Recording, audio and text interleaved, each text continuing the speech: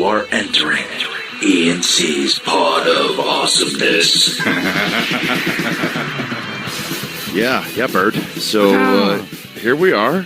A little bit of work this morning to get all this coordinated and done. I'm running around like a rooster with my cockles cut off. Yeah, I think we should. Do roosters have cockles? I don't know. Well, they do now. I think the cockles are in your heart. Well, I mean, the nickname for a rooster is a cock, right? So why wouldn't you have cockles? Only makes sense to me. True. Maybe he has two cockles. Yeah, no idea what I'm talking about. Maybe he has giant cockles. Maybe. Who knows? Guess what I'm rocking today? What? I'm rocking the Guayaki Yerba Mate Lemon Elation today. No enlightenment today. I needed some lemon in my life. Well, Got to squeeze that lemon till the juice runs down my leg. I think we should probably get this out there, too, that, like you said, we had a little bit of issues this morning, and Mega Matt, I feel like, is starting to get a little too big for his britches almost, because he showed up late, like 30 minutes late. Yeah. So he's texting saying, the subway's not running. Like, first of all, you are the producer of E&C's Pod of Awesomeness. You should be driving a high-end luxury vehicle, not riding the subway. Without Second a doubt. of all, I picture him, passed out. A single guy, whatever. Keep man-child. I don't even know if he's single. He might be married, but I doubt it. So I just picture him like laying around in his bathrobe and his cereal, like passed out, watching Netflix or something, and he like dumps a bowl over and the milk splashes all over himself, and he wakes up realizing that it's 8:45 and he's supposed to be on with us at 9 a.m. Yeah, rushes out the door. Yeah, he fell asleep watching Defenders on Netflix, right? You have anything to say for yourself, Matt? Wait, hold on. I want to go even more in detail. He's wearing a purple velvet, like one of those kind of shoulder padded bathrobes, with some slippers, with some I don't know, some kind of Japanime slipper. And, he spills his grape nuts all over himself. oh, shit. Wait, I'll even take it one step further. What if he slipped out of the bathrobe and we don't know something about Mega Man and he, like, dresses up like the Gimp from Pulp Fiction? Oh, and he was, like, in that whole leather getup with the ball in the mouth and he, like, couldn't, it's, like, skin tight, right? So he couldn't get it off. Like, he couldn't unzip it. And maybe he was stuck in your sex swing that you have in your birdhouse. I don't have it anymore. I got rid of it. It's impossible. It wasn't a sex swing. Otherwise, I would have been stuck there. Yeah. Yeah. No, I mean, I told you guys that the subway wasn't working, but the reality of it was I didn't want to hurt anyone's feelings. I was standing outside the studio signing autographs for the Mega Matt followers. Oh, yeah. Followers. It's that rolls off the tongue. Yeah. I have like 500 followers on Twitter and all 500 lined up, and they're like, "Hey, we love the show. Great producing." They flew there. They flew. They flew here to hang out. No, actually, Adam, you did have it right though. I am wearing purple. I had I was excited this morning. A little E&C. I had a Crush T-shirt on, and then the whole spirit of the morning was fucking sucked away by dashed by the Mega Matt militia where they're waiting for you. Huh? Yeah. Oh, there we go. Yeah. So hey, Matt, there's a little saying in showbiz. It goes like this: if you can't be on time, be early. So don't make us use ZipRecruiter. Jay's on fire this morning. But hey, this show we're putting it together with spit and glue here. We're getting our guests together as we speak, basically. Yeah. But everything cool down there in Bird City? Yeah, we luckily dodged a big one here. The eye of the hurricane was headed straight for Tampa, which wouldn't have been good. Especially with kind of how we're kind of in this little nook here. The storm surge, I guess, was considering the city is built at sea level, which is always smart. The downtown area floods really bad. So if there's a storm surge, it would have been underwater pretty bad. Yeah. So we got lucky. Obviously, a lot of people didn't get so lucky. So we much like Harvey. With Harvey, send your thoughts and prayers to everybody here in Florida and Cuba, the Caribbean islands, everywhere that had damage. And find out from your where you can help out and donate whatever it is to this family. I actually gathered a bunch of stuff yesterday, clothes and food and things like that, and went and donated a bunch of stuff yesterday for the victims of Irma as well. So you can do that, do it. It's a big help. there's so many things you don't even think about. Like I had a couple tweet me today, and I retweeted it, that because they're out of work, they're not going to get their paycheck, which means they can't pay their rent. You know, and it's just all of those things that you don't think of. So I put it on my Twitter feed. Anybody can retweet it if they want. Just all of the stuff that you don't expect to accumulate when you think hurricane. You just think wind and rain and flooding, and which are all horrible, don't get me wrong, but then there's the trickle down effect from that. So thinking everybody down there, and not really much else to say about that, is there? No. They suck. Yeah, I mean, but you know, a lot of times when this happens, it brings out the best in people, and they band together and come back stronger. So expect nothing less from the victims of Irma. So do what you can to help out. It's much appreciated. Now, even with all of that being said, and the fact that you had the eye of a hurricane about to rain down on you, I still want to rain a flurry of knuckles onto your ugly face. Oh, you asshole! I really want to beat you about the head and neck. I want to take my crushed can of yerba mate. I want to place it on the toe of my, I'm wearing Vans today, so I want to place it on the toe of my Vans, and I want to kick it directly in your asshole while it's crushed up like that. Well, and then while you scream, ah, you know, nice look. My asshole.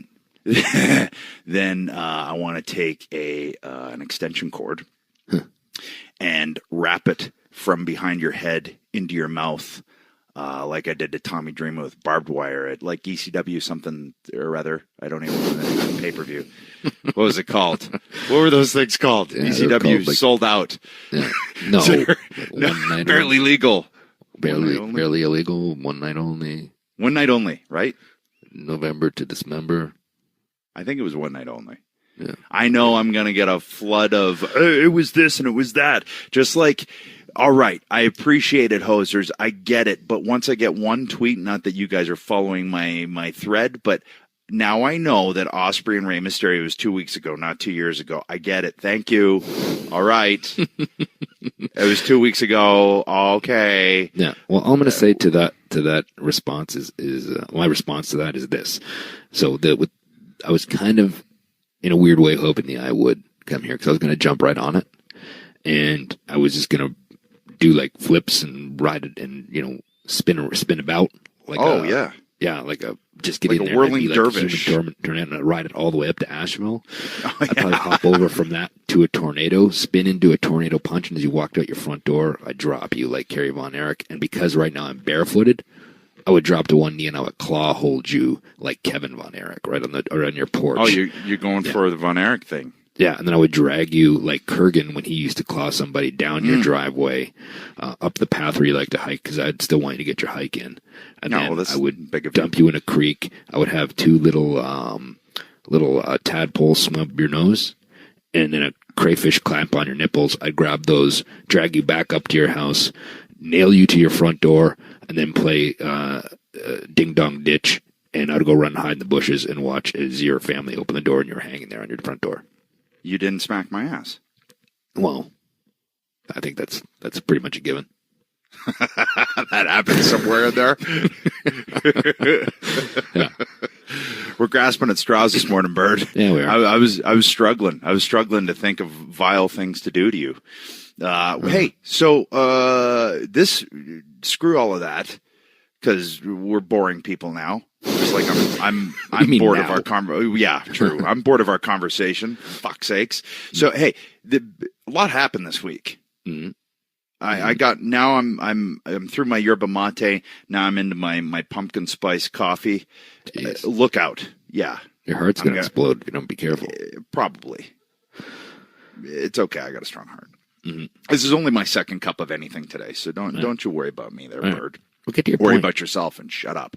So how about Kevin Owens?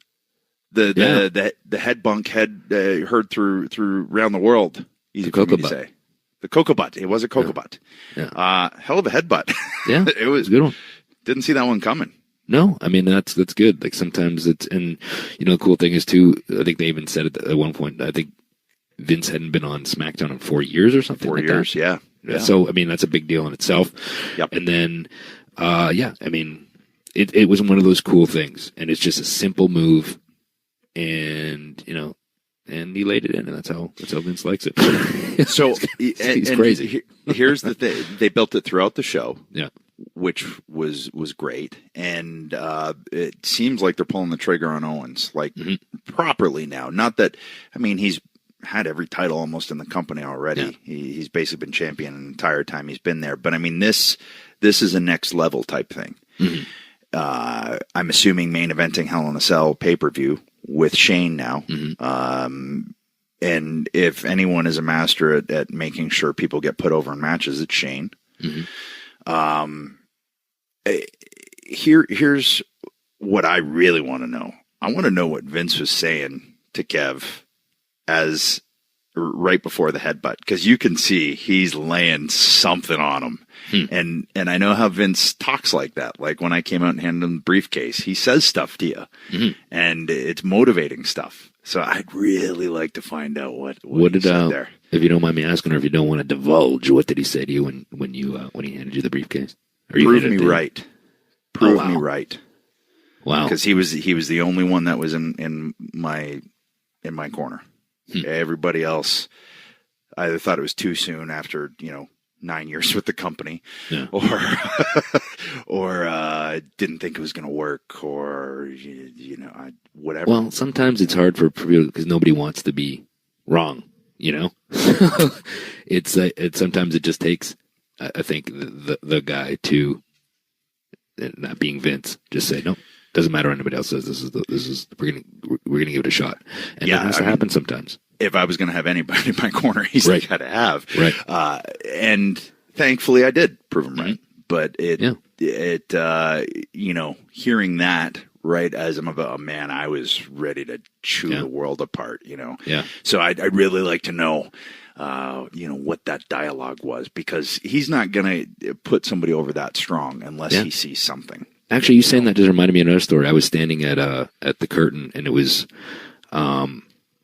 right before I wrestled Del Rio at SummerSlam for the world title, and they'd done this big video package on my career and things like that, and really gave the feeling that it was kind of a really big important match, even though it wasn't the last match on the show. But on a SummerSlam match like that, you usually get 2 or 3 type main event matches, right? Yeah. So, especially when there's multiple world titles. But I was standing there and I was kind of just watching the video because I hadn't seen it. And I was like, wow, this is kind of getting me choked up a little bit.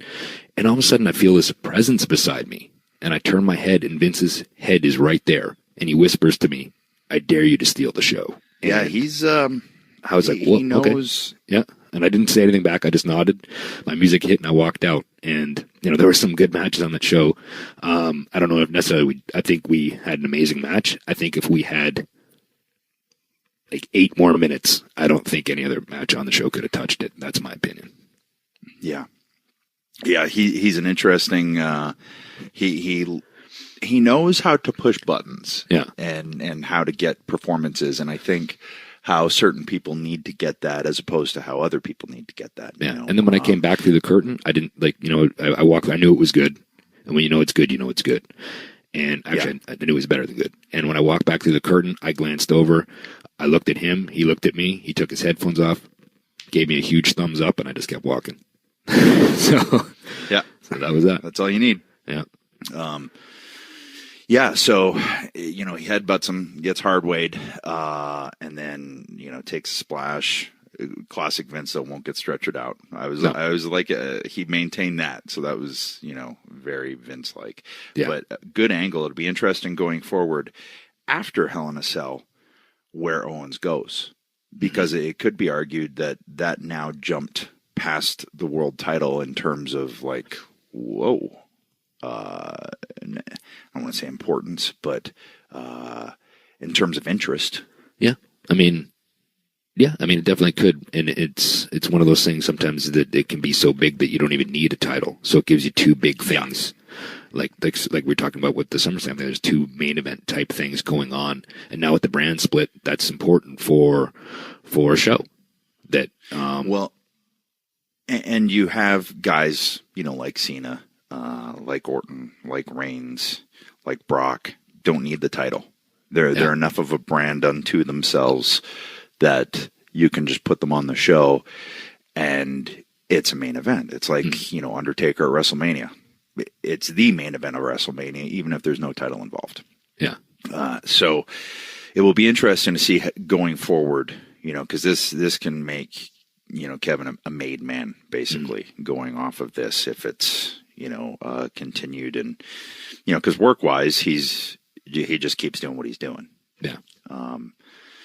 Maybe, and his promos, he's a heel, which is not the case a lot nowadays. Like I've said, there's not too many heels. He's one of them. So, yeah. I mean, I think that, at this point too, with doing that, he can even dirty up his style a little bit. You know what I mean? Yeah, make it a little still does some uglier. flashy stuff, which isn't bad. But, he can really, turn full heel here, I think.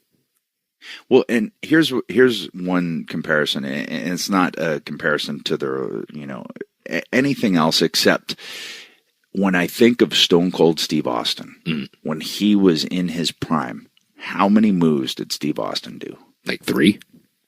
Yeah. He kicked ass. Yeah. He kicked ass as a heel until it turned him babyface. Mm-hmm.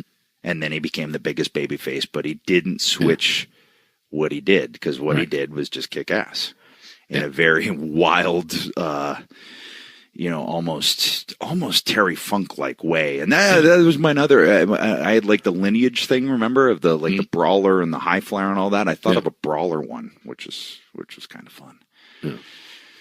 Yeah. Yeah, but I wrote it down somewhere now. I can't remember where it is. But Bruiser Brody was in there. Terry Funk was, I know. Bruiser Brody, Terry Funk was in there. Austin was in there. Stan Hansen was in there. Luke Harper was in there. You could put, if Owens tweaks it just enough, he could find that little pocket right in there. Still pull it out when it means something. But he's a great wrestler, and he's also a great technical wrestler. And when you're a great technical wrestler, sometimes it's just like, okay, well, I can do this here because that's what you've been doing. But if he uglies it up, and it's not bad. It's not a bad thing to change it up a little bit too, to stay fresh, right? I mean, you can always go back to that when the time is right, but sometimes you got to switch it and just be a different character and almost a different performer as well. And now's the time to do that, right? Because now, you could say that, that flipped the switch, and it's a different guy going forward, kind of thing. So and there you go. Armchair. What I call it? Armchair arm dragger, brother. Yeah, and the thing is too, it's in this environment too, with a Hell in a Cell, he can beat the shit out of Shane. They can do some cool stuff because of the structure, but he can really get some heat and really beat the shit out of them. Yes. So and it doesn't need to be. It can't be pretty in there. Doesn't have to be. No, I know. That's what I'm saying. Yeah. That's what I'm saying, Bird. Yeah. Well, that's what I'm reiterating to you. Don't get me started, man. It. That was Kane with the throat thing. Suck it. Yeah. Speaking of sucking it, should we get Dreamer on the horn? Oh yeah. Tommy. I guess we should, right? I should probably give him the studio number so that he can actually call us. Tommy.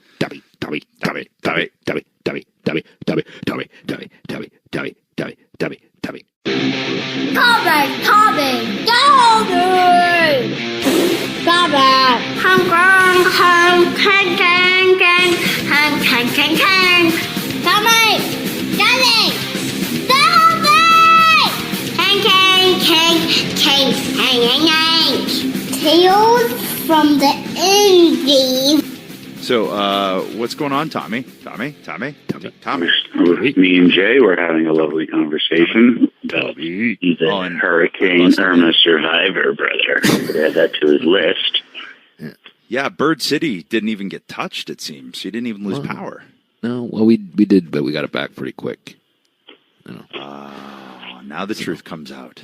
Yeah. We got I got a bird on the wire. You know what I'm saying? No, I don't. I have no clue what that means. Oh, no. You guys need to get in touch with your Aaron Neville songs. Nice.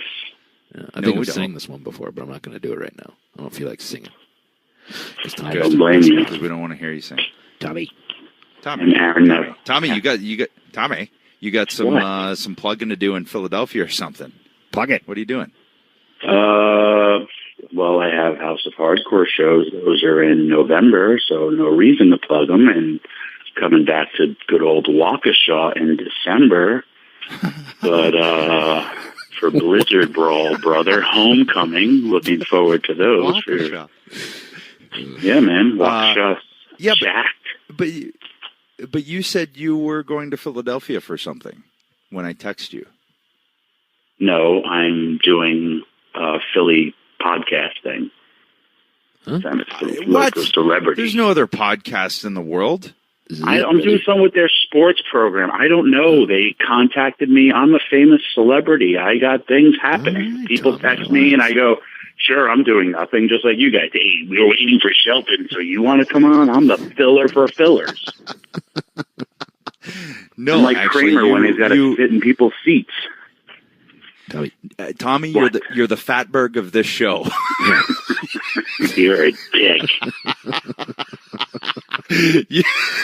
I love your fat and oil are running through the cords And your of the baby E&C wipes. Pod of Awesomeness. You know that it's oils and fats and baby wipes. That's what that thing is. And your And for all of your topics, for all of your listeners, this is what I had to go through all the time when I'd be driving, all for many hours. God forbid when we're all in the car together, I was like the butt of everything. But that is that. Well, while Hurricane Irma was going on, I had the big one at Subway, Keensburg, New Jersey, for their 1-year anniversary, and I loved the appearance. Wait, hold on. Wait. So there was a show at Subway? No, if you came and bought a Subway, anything from Subway, you got to take a picture with me and got a free autograph. Nice. Okay, all right. So you I sat thought at you a meant Subway? you like put on a wrestling show in a Subway sandwich shop. That's what I thought you meant. Would be pretty cool. And It would. yes, it was. I really enjoyed it, and they made me my favorite sandwich, which I eat Which Subway is? all the time when I'm on the road. I like a foot-long wheat flatbread, egg white, and turkey with 4 tomatoes, because I hold up the 4 horsemen sign when I do it, and spinach and chipotle sauce. And whenever you ask for egg whites and turkey, it will pause every single person working at Subway. It just happens. You should all try it if you like that sandwich. And they either tell me they can't do it, or they look at me like, what? I'm like, yes, instead of the egg white and ham, can you put turkey? And they either charge me extra. I've ordered this sandwich at least 1,000 times, and every time the bill is different. It seriously freaks people out at Subway. There's a lot of Subway rules, and sometimes it can't happen, even though they advertise breakfast all the time. Not all the time, brother. Tommy, you're breaking down boundaries. You're taking it to the man. You're not going to let the man hold you down, the man who owns Subway. Is it Jared? Or is he gone now? Whoops. He's out. Too soon? Yeah, he's way out. Yeah. That whole You could be the new face of Subway. Asshole. I would love to, except opposite. Like, he lost weight. I ate 2 sandwiches while I was there. It was awesome. Great appearance. Yeah. You could. I had a double shot. They've done that for years, right? So you could be the ad for gluttony and and just eat yourself into a job. Yeah. Screw any diet. Just eat like the worst double meatball sub with 4 cheeses, melted on top. And it's just a shot of you just indulging. And then everyone will go, yeah, all right, I want to go do that and be that.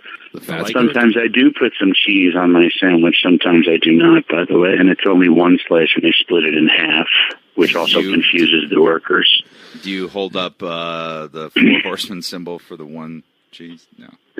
Well, I like my sandwich to look uniform, and I put 2 tomatoes on each side of the 6-inch, but I always say 4, and I do hold up the 4 horsemen thing. And some people sometimes look at me like, what? Like, I go, yeah, you know 4. what you could do? Wait. You know what you could do for the one slice of cheese? You could hold up one finger and kind of swirl around like Macho Man, and then like kind of turn in a circle and just kind of just hold up one finger. So that could be that. Yeah, give me that sandwich. Yeah, you have lust in your eyes for my turkey. Yeah. So get this, unrelated to anything, I guess it is kind of related. Yesterday, all I hear is, oh yeah, dig it. And I'm like, what? What is she doing? Lyric was going, oh yeah, dig it. Dig it. Because she's heard me do it around the house enough that she's now to herself while she's reading going, oh yeah, dig it. Dig it. Nice. Yeah. Gotta watch Does that make me around those little kitties, guys. Take it from one Thomas Streamer. His kids are older. Yeah. They are little recording devices. Yeah. My daughters say when my bulldog breathing heavy, Mom, Junie's so blown up, and that's like a common vernacular in our house. My daughters think blown up means you can't breathe, which it does in our world, but like they think it's real. Yeah. In other worlds, that's taken a little bit differently. Yeah. Tommy, so you're headed to the big one tonight, huh? Thanks for joining us then. If you're packing your bag, brother. Well, I didn't finish last week, and then I had a double shot, and I took on bad boy Joey Janela, who's making some indie waves for himself, and we had a really, really good match. I've known the kid for a long time, and I really like when I see men and women improving, because he went from a kid who I was just like, he's become a very, very good professional wrestler, and we really tore it up, and we did an insane spot where I gave him the Ric Flair press off the top on the backs of 2 chairs, which you can see on my Twitter and my Facebook, and he took it like a champ. And then that's it. I'm actually leaving for Germany tonight in a little bit. I got the big one on, I think I have a seminar on Friday, and then the big one on Saturday, and then I'm home Sunday. Watch me some football. Nice. Just Nice. tell him you know me over there, Tommy. I'm pretty over in Germany. Yep. Yep. So, You got anything coming up in Ireland, Tommy? actually, if I give you some 8x10s, will you sell some for me over there? You want. Tommy. Oh, you even got the fake J laugh there. Hey, are you flying over there Southwest, brother? No, I'm flying Delta. Comfort, thank you. Oh, okay. Just checking. I was going to tell you a Southwest trick. It's good. I have priority boarding. Stop with that. That's horrible. I'm not a deceitful person. Stop doing that. What? Jay is Limping a to a horrible counter. human being. Yeah. Well, this is. Let me just smarten the hosers up here about what the Southwest thing is. So it's kind of like cattle call boarding, right? It's kind of, if you don't get on early enough, you can get like the M boarding group, and then you're like Middle seat. Yeah, it's brutal. So sometimes you forget to go on early, brother, and you're stuck with some crappy boarding thing, and you might not even get your carry on, and you can't check your gear, brother. So what happens is, and it's a real condition, it's a real disease. It's called Southwest knee. So when you get within 100 yards of the gate, all of a sudden, like, something kicks in, and your knee stiffens up, and you get like a very noticeable limp. And what happens is that you have to go up and you ask for a pre-boarding card, because they can't deny you, brother. So they usually ask you what's wrong. Like, oh, my knee hurts, or I had surgery like 7 years ago. It locks up, and so they give you the boarding thing, and they tell you specifically you can't sit in an exit row. So. But everybody knows that on Southwest, anybody that's flown Southwest knows that they have that one row where there's no seat in front of it, and that's good leg room. You got to have that seat. So what you do is you make sure you're the last person in the pre-boarding. And then when they call the pre-boarding, when everybody else goes ahead, you put your phone to your ear like you're in a conversation, and you get in the jetway, you stop halfway down the jetway so you can still hear them make the calls up at the gate, brother. And then when they call the A boarding group, you're standing there talking on the phone in conversation. When the A group gets up to you, you walk like you're the first person in the A group, and you walk on and you get that seat. Or considering how much work that just was to listen to, you could just hop off your damn wallet and buy first class and fly Delta. Well, I'm saying I don't buy Southwest seats. These are ones that and I like Southwest because, for one, they go a lot of places direct, and two, they're always on time. And I would much rather go direct than anything else. I hate connections. So crazy. Yeah. Yeah. You're such a strange human being. I have traveled with you a lot. Yes, I know all your craziness. I have seen Matt Stryker. A lady called him out once, and he asked for a manager, and he was arguing. He's like, I have a medical condition. And he's arguing. Insane. Yeah, and that's bad karma. And I'm saying you don't have a medical condition. He goes, now it's the principal. I go, but you're lying the entire time.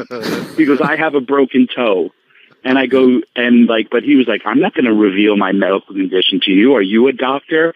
And he's arguing for something. His argument is right if he had it. And Total Diva star Mark Carano, he's done the same. He walks up with a limp. He's like, all right, got to go, buddy. And he gets up and he starts fake limping just to sit on a plane for. You know where they got it from. You're talking to him. The Birdman Cuckoo Cuckoo. He's a horrible, horrible, vile human being. No, I'm not. That's bad karma. It's bad juju, man. It's bad juju. Tommy also used to stooge me off in airplanes he would ding the bell before takeoff, and he'd be like, he's not wearing a seatbelt. Every time we were on a flight, he would stooge me. Or when you would be on your phone and you'd be showing it to me as we're taking off, he'd show that he wouldn't turn his phone on. And I'm like, dude, you're risking my life so you can prove a dick point to me? Because they're saying, then you hear the 2020 things where people are on their phone and, it's going to the cockpit. I think it was all a work anyway, because now you can use Wi-Fi. Yeah. Right. But back then, they scare you. Yeah. And we'd be taking off, and we're going down the runway, and he'd go, Tommy, or I'd be asleep, and he'd poke me to wake me up like a dick that he is, and he would then show me that his phone is on, right, just to, make me uncomfortable as I'm getting ready to take off. He's the spoiled brat who doesn't like to be told what to do. Tommy. And that's why you have karma and your career was cut short, brother, because you limped. Oh, well, wait a minute. So was mine. That's a little stiff. Yours different. You're a good person. Bad things happen to good people, too. I would actually, I remember I had to fly Southwest to go up to Birmingham, Alabama to get my Achilles surgery done. And they actually came to me and said, sir, you can board. Because I was like, I'm not going to do the whole, I was on crutches, but they actually came and got me. So I went the opposite route of you, bird. Well, if you're make sure you're the last person to board in the pre-boarding, you're not really pre-boarding. You know what I mean? So it worked itself out in the end. Yeah. Horrible. Last time I went to Germany, by the way, I went in the middle seat both ways, and I was very miserable. And I told the promoter, if you ever fly me middle again, I'm not going to get on the thing. And he took great care of it. You're a large man. How do you think the people on either side of you felt? And by the way, they should also have called it a Southwest walk of shame, because when I get on the plane and I don't fly Southwest, you could also join their frequent flyer program, and every time you fly them, you'll get bonused up, and you could actually not when you get moved up. But anyway, when I get on the plane and people look at me and they're like, oh, God, please don't let that man sit next to me. And I'm usually pitting because I sweat in airports because I've walked a lot. Sometimes I see people fake put things or they lean their arm in that middle seat. Yeah. And I usually just get in and I go, I'm sorry. And I just apologize. I'm so sorry. Hey, and do you have the fake tan on by that point, or do you wait until the show to put it off, Tommy? I usually have the fake tan on by that. Nice. So you smell like a dusty Dorito, and when you sweat into your clothes, it makes like a rainbow patch. It's not a regular sweat patch. Trust me on this. I've seen it. When you sweat that off, it makes your clothes like rainbow colored. So, and then I have my one bag that I still have that I wrestle with, that when you guys were actively wrestling, I still have it. It now has no rubber on the wheels, and when I pull it, it's like the loudest noise, and then sometimes the handle doesn't work, and I'm masturbating it to get it in, jerking it off. Nice. And then I also have to put my neck pillow. I need another pillow for my elbows. Usually my Abbey lats are laying on people. There's a whole process. You're a mess, man. We'll hey, see if so we'll see if we can answer- get you a new E&C pod bag to take on the road, brother. Yeah, Oh, you guys got merch now. Nice. yeah. No, well, we don't, but not- we're not- just doing stuff. You're working. we can get some paint markers and throw an emblem on there or something. Yeah, I'll get you up there. Tony. Do you have anything in Ireland coming up there, Tommy? I actually working on something in Ireland in December. Tommy. Well, work on something in Dublin. Okay. Just throwing that out there. Adams, it's his roundabout way of telling you that he's a big deal, and he's going back to Ireland to start shooting Vikings. Nice. Brother. I always thought that was in Scotland. No. But it's in Ireland? Yeah. Nice. No. Right. So, All right, so what else you got, Tommy? That's it. I'll email you an 8x10 of me, and then you can pay to go get them all printed off, and then you can go sell them in Germany, and you can give me 100% of the profit. Thank you, Tommy. high I res. look forward to the Otto Wands tribute show since he passed away today, bro. Oh, did he really?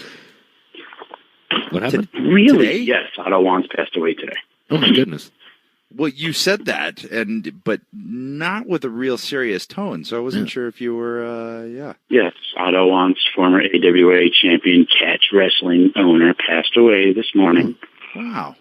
at the age of 70-something. He was battling a health issue.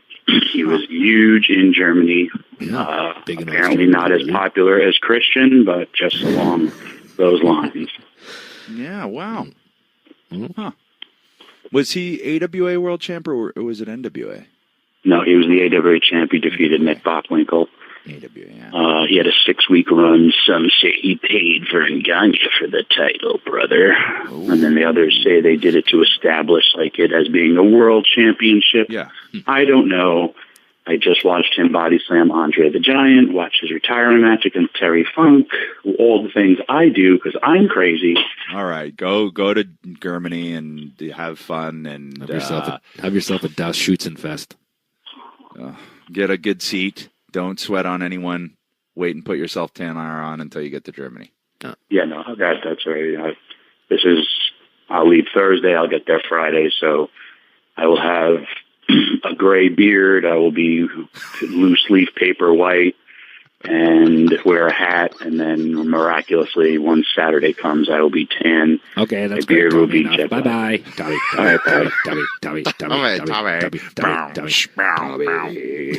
Tommy.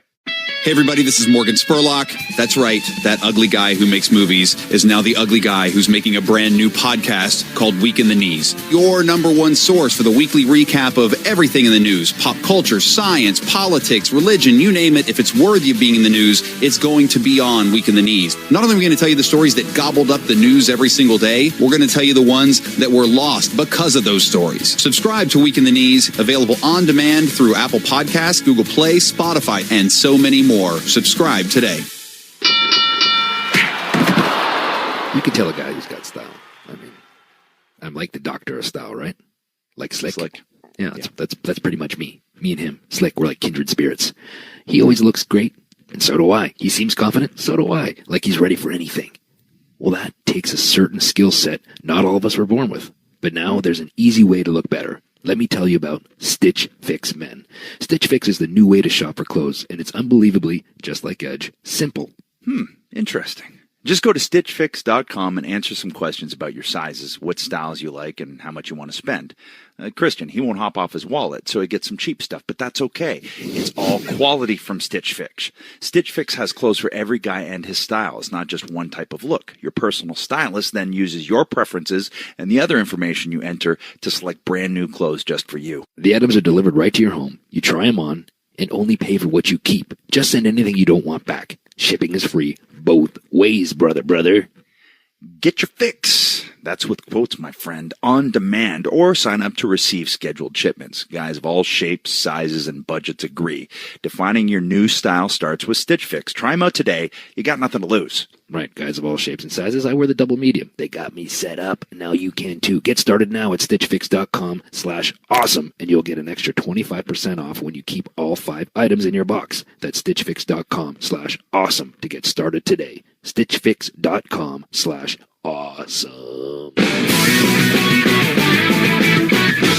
So here's the deal, hosers. Since Jay had to run and do some things after we had our conversation with Tommy, I decided we're going to real quickly hijack this show. It's now the E&B Pod of Awesomeness, because on the phone... Oh, so. no! That ain't happening. Oh, jeez. Dude, what? We almost had it, Beth. I heard it from We across almost had the house, show.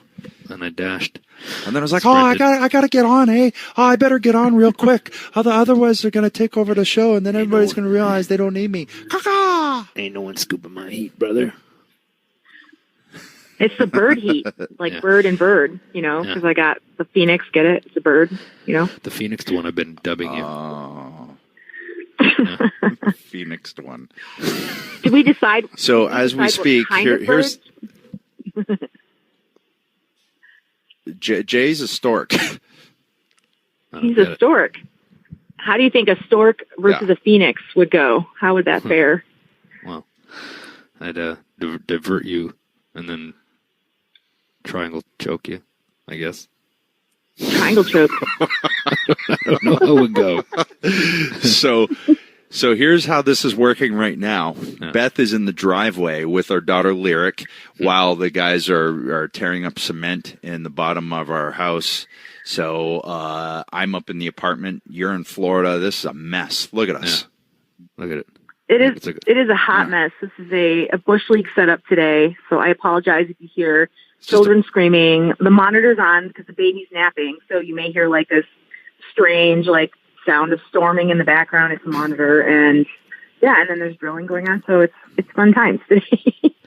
It's just a bunch of hot garbage today, but that's okay. We're going to figure it out. That's what we do on this show. And the reason we're having you on this show, my better half, is to talk about your experience at the Mae Young Classic and the finals that happened in Las Vegas this week. So let's just cut to the chase. What'd you think?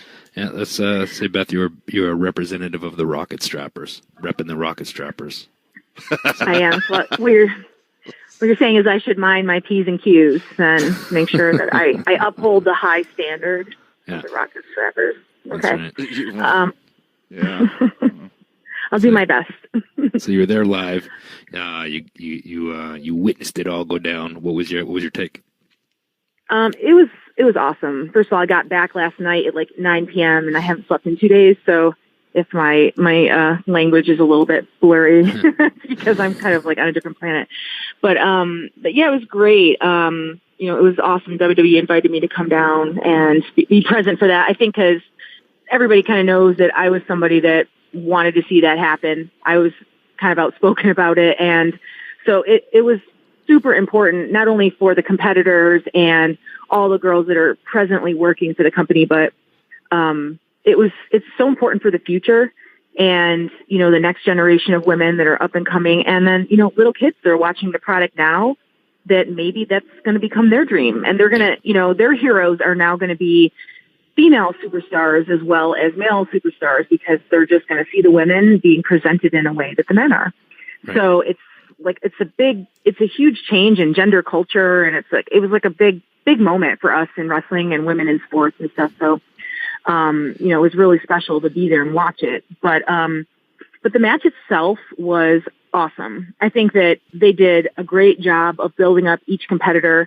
I think on paper and in the ring, it was this awesome dynamic of, this small, resilient baby face that just, she's so likable. And, she also has a great following. So she's this built-in babyface star. And then you have Shayna, who's this super destroyer and, so focused and, she's all business and she comes in the ring with a presence as well. So it was just this great matchup for the finals. It was really well done. And it was so cool. I was telling the girls afterwards, how much I enjoyed hearing the crowd reaction. And, you know, especially like they you know, as much as I feel like they were cheering for the babyface to win, people just respected Shayna and thought that, you know, she really, like, I don't think anyone would have felt bummed out if Shayna won. You know, it was such a great energy from the crowd, and that reaction from that finish, like, that is a star reaction. That's like the type of reaction that, you know, I hate to compare, like you guys said, but that the men would get when they would have these pay-per-view matches that had a nice story behind it. And, you know, there would be elements of, like, you know, struggle, and the babyface would be put in desperation. Granted, they only had a tournament to tell this story. So, like, the story was told within matches, and they didn't get, you know, segments and stuff. But just based on that, like, and everything that was put into this and the value that the company put on this tournament, it was very evident in the reaction that the crowd loved it and was very invested. So it was pretty cool. All right. So I'm going to throw this out there. Who do you guys think, if we're playing armchair arm draggers again, who would you have put over Birdman in the finals for the tournament? Well, let me touch on the finals first of all, and you were saying before that you didn't think that anybody would be shocked or disappointed if Shayna Baszler had won, and I think a lot of people were expecting her too, especially since Ronda Rousey was there with the rest of the four horsewomen in attendance for it. Gave the feeling that you know it might go that way, and I think it was a good little swerve, brother, that it didn't go that way, and I think that the dynamic worked well. Also, having the smaller baby face and the bigger kind of heel, kind of bulldozer, I think that worked well. If I had to do it all over, I don't know. I think I really don't know. It's tough to say because I don't think you really knew what you had sometimes. Like I said, I think that looking at it now, and I think they might have done the brackets a little bit different if they had known exactly what each competitor brought to the table. But that's the cool thing, you know. You know these things going forward for future tournaments, and I think that it went the right way, and I think that a lot of people that might necessarily not have been on the radar as far as what they brought to the table have upped their stock. You know, when I think of girls like Tessa Blanchard or Piper Niven or girls of that effect, you know. I personally, in looking at it, and again, armchair arm dragger, but it never does any harm for the underdog to lose. But it does do harm for the unbeatable to lose. So to me, you have the underdog come in and try, but it doesn't work. Now, I don't know plans going forward, but to me, you put Shayna over in that thing, and to steal Beth's idea, you put Paul Heyman with her, and you have Paul Heyman with Brock Lesnar and Shayna Baszler, man. And now you build to someone beating her when it means something, like truly, like I'm talking a WrestleMania loss, something like that. I look at bigger picture. And while this is a big picture, it's not as big as it could be. That's just my take on it. Kairi reminds me of, you know, the Rey Mysterio type thing. Yeah. And Rey was always in the fight, but it didn't matter if he lost because he was always in the fight. Well, speaking of that too, I'm not necessarily sure that, if I'm not mistaken, I think Kairi is under contract. I'm not sure that Shayna is. I don't think she is. So that might have had something to do with it as well. Might be something they can revisit in that vein. But, you know, if we're also nitpicking, you know, and if I had to be, you know, the way we've talked about before, I'm super crazy with like little details and things like that. And looking at the match, the overall scope of the match was great. The crowd reactions were great. If I'm nitpicking the match, I'm thinking about, and speaking of Shayna being this bulldozer, this badass. Now she's been all over Kairi's arm, and when she's kind of blowing her comeback, she kind of forgets to sell that arm a little bit at certain times. And it's just like, you know, you can still sell and be on a comeback. Yeah. You know what I mean? You can still be getting sympathy even though you're on the offensive. That can still happen, especially when there's that dynamic between somebody that's bigger and more unbeatable and an underdog. And that makes you more of an underdog. It makes it a bigger hill to climb and even gets people that much more invested. Little things, the details. That's what I took out of it as well. Well, and, you know, I feel like Kairi is, like, you know, if I'm playing armchair booker, you know, in this situation, I feel like coming into the match, Kairi's already made. Like, I feel like, you know, she has an international following. she just comes out of the curtain. She has a charisma, and she's very likable. Like, kids really are attracted to her and just find her very like fun. And she's really, she doesn't have to do a lot to get across that she's in jeopardy. And she does have some offense that's really good and really effective. So it's like, I feel like, she doesn't have to work as hard in the match to get that sympathy because it's already there. She's very likable. And when push comes to shove, she looks believable in her offense. And so, I think she could just sell a whole lot more and do a lot less and still be, still get that sympathy during the match. And, for me, if I were to, be given the chance to decide who's going to win, I would go with Shayna because, I feel like in this process, Shayna was being made. She was being made as a super destroyer. And like, I just, when I see her, I see, putting Paul Heyman with her and just doing something super special. Like, Paul has such a history, and he just knows how to get someone over. And it would be amazing to see the two of them, and just kind of do with a woman something that they haven't really done before, give her a manager like Paul and just elevate her to this status where, like Charlotte and Sasha and Becky were kind of, given these really awesome character moments. Give Shayna that. And, like you said, build to like a WrestleMania and my only feeling on that in this particular match was because I felt like Kyrie was coming into this definitely more made, quote unquote, than Shayna. Good point, Jay, too.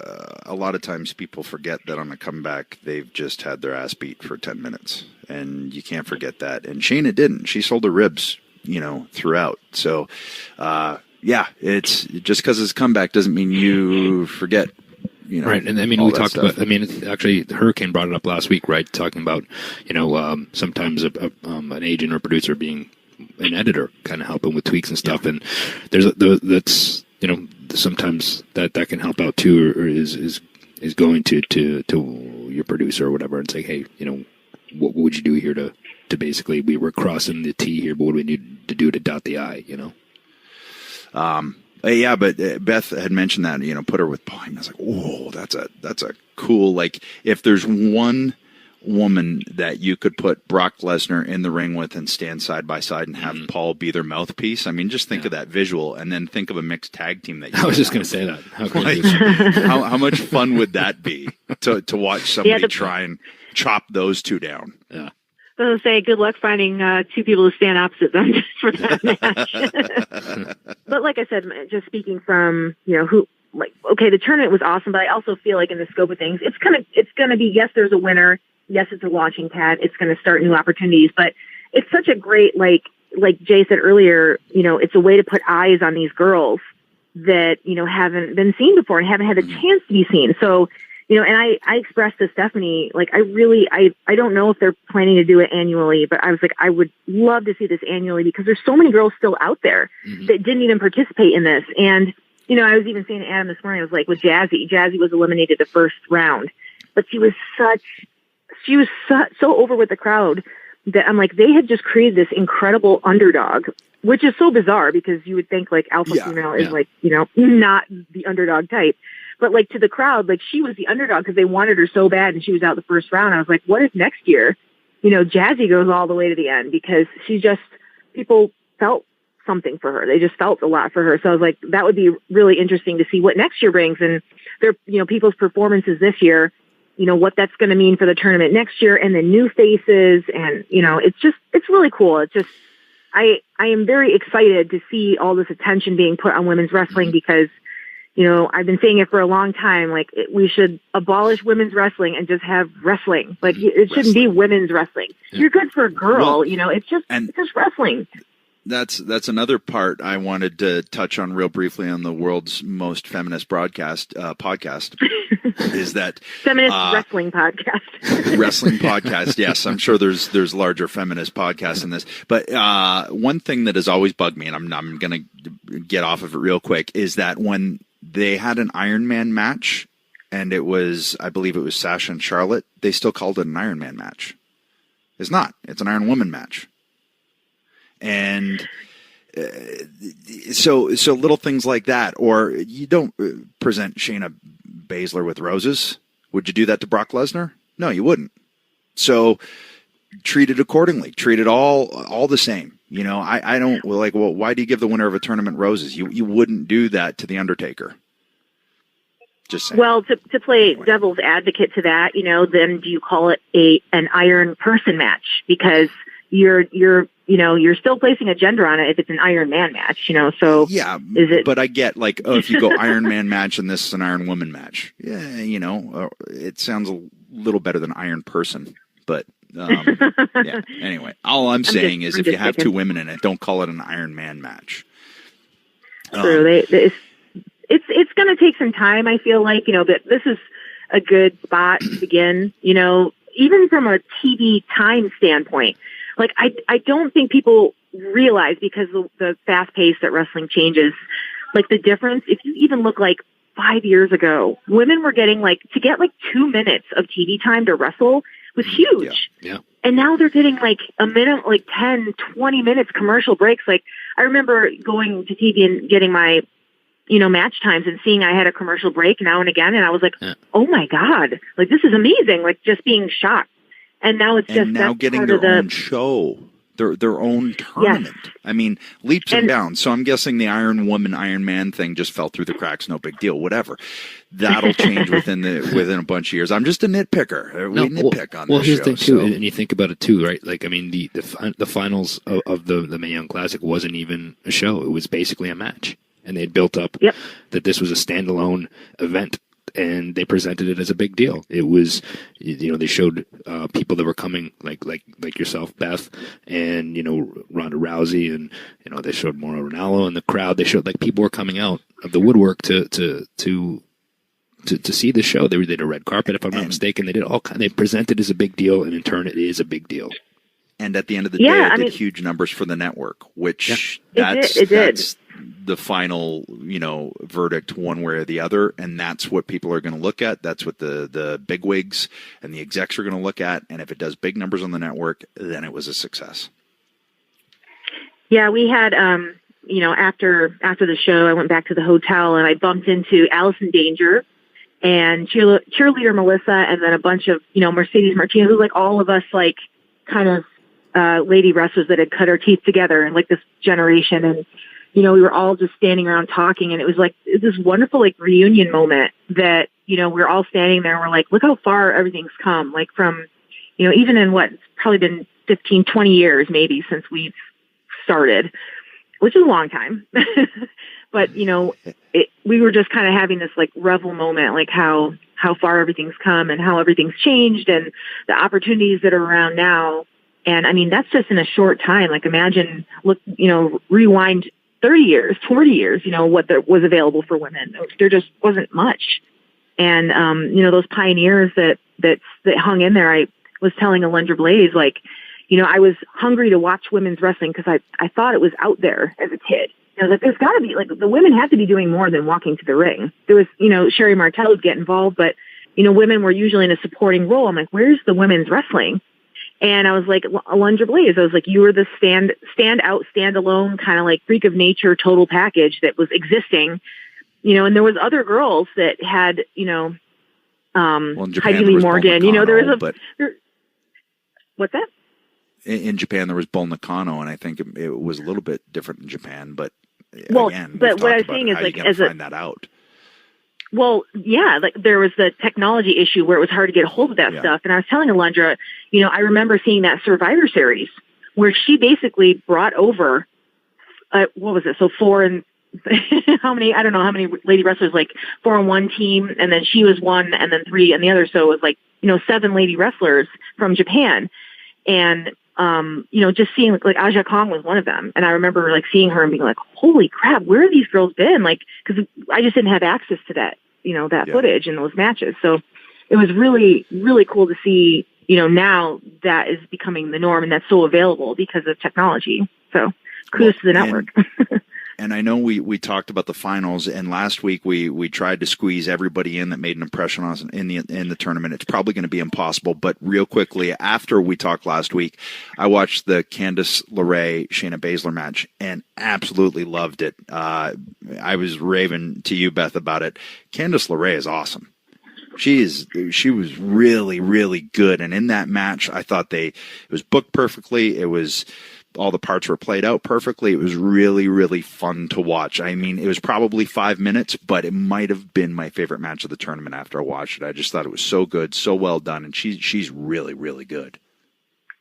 She is. And I think Candice also really knows herself, which is, sometimes it takes a little time to get to that point where you know yourself and you know what you're best at in the ring and know what your presence is and everything. That can take some experience, but she's there. She really knows herself and how to make the most of her opponent, which is huge too, and really she's crisp. She's got all the, the technical side of things, and she's really a great star. And I know she's got a huge, amazing future ahead of her.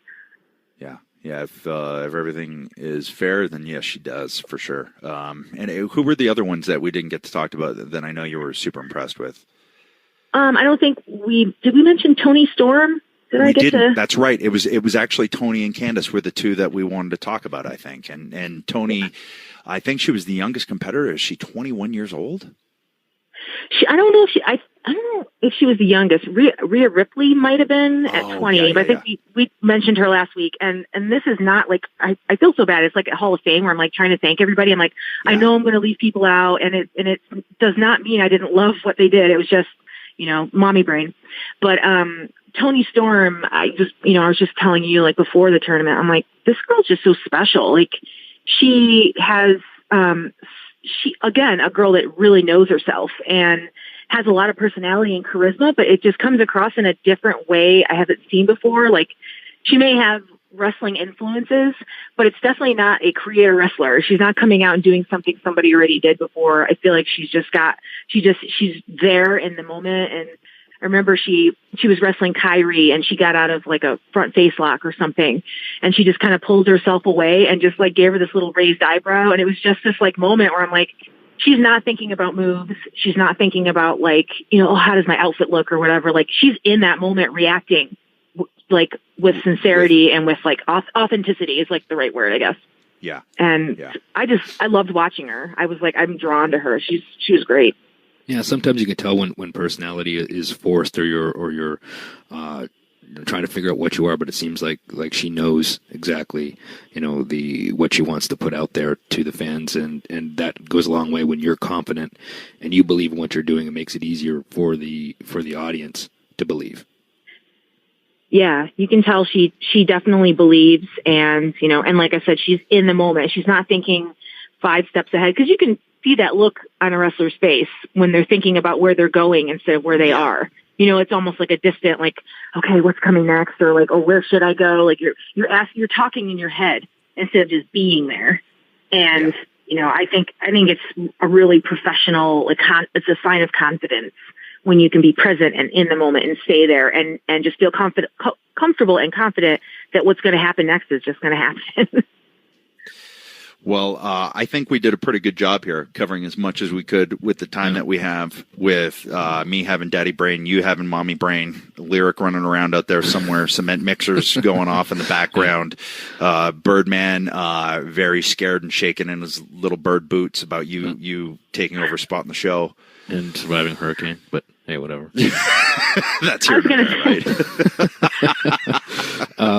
But honestly, I guess we can all agree that the Mae Young Classic was a huge success and a giant step for women's wrestling, and kudos to every single girl that competed in the tournament, and it's a road that Beth helped pave, and like you said, Beth, to see in just kind of a short time, where these girls have taken it to now, and it makes me excited for the groundwork that's going to be laid for our daughters going forward as well. Yeah, and I would just say if there's anything that any advice I can impart to the girls that weren't Kairi Sane, the one that wasn't standing at the top, at the forefront at the end, it's that I feel like the door that's not the end. Like, this is just the beginning, and they're only going to want more. This is successful. The fans have made it successful. WWE gave them the platform, but the women ultimately made this successful. And there's the sky's the limit now. I feel like, that glass ceiling is on its way out the door. And yeah, so I just feel like nobody should feel disappointed. Nobody should feel like, that this is the end, or this was even if you don't get signed after this experience, this is the best time to be a lady wrestler. And I think that they should stay motivated and not give up. And I totally see them doing this again next year. Well, Beth, thank you for coming on the show. I might even make dinner tonight because you came on the show again. No, you don't have to do that. No, really, it's okay. You really don't. You really don't. No, really, you don't have to do that. I got it. Okay, all right. Good. I was just trying to make myself. And Lyric is running around barefoot with the Grinch here. She's been really good, actually. Of course she is. She is. Yeah, she's confused why I'm talking to Daddy, who in the apartment right behind me. She's like, "Why aren't you guys together? This is strange." Yeah. All right, hon. Well, we'll see you after, and thanks for coming on the show. Thanks, Beth. Thanks for having me, guys, and thanks again for being the world's first feminist wrestling podcast. You're welcome, sister. brother. Here we go.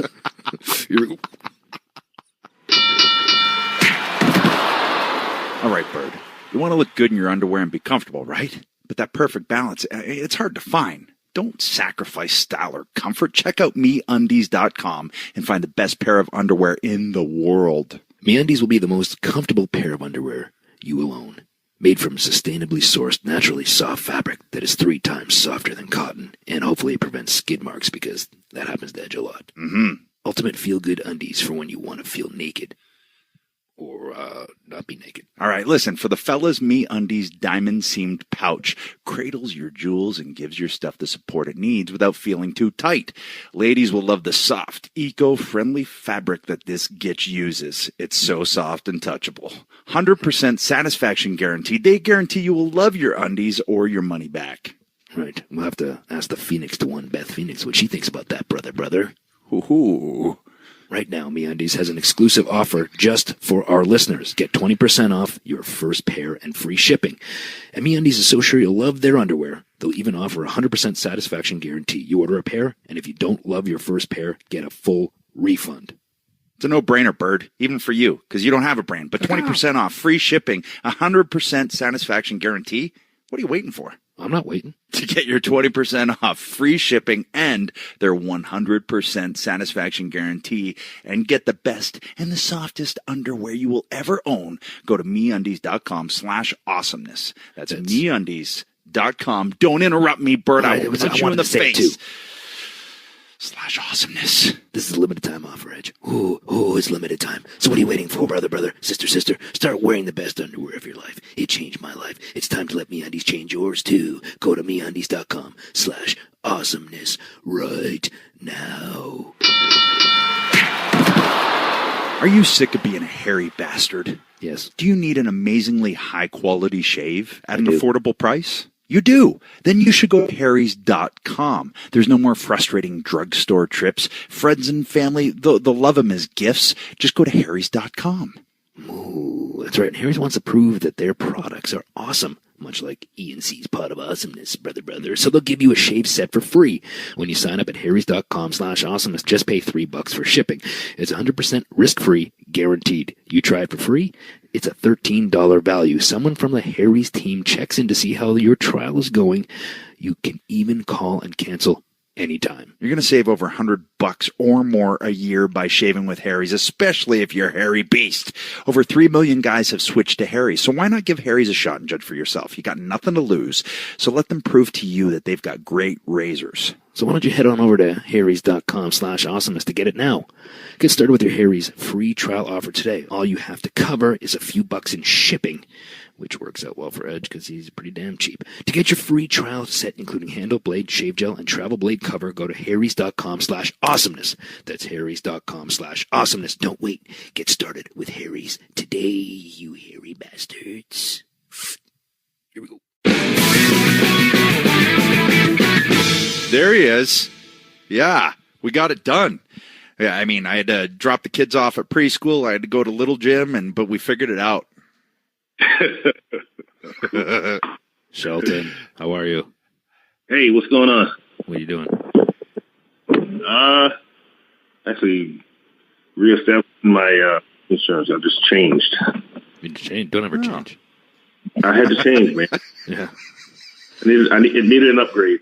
You know what I would do right now? If you were here, I would smack you in the back of the head. I kind of figured that. Matter of fact, as soon as I heard your voice, there was a sharp pain. Yeah, you flinched a little bit. You just, oh man, well, funny story. A funny story a dick, is like, Shelton. I have this. I mean, everybody knows it, that I have this gift to get on people's nerves.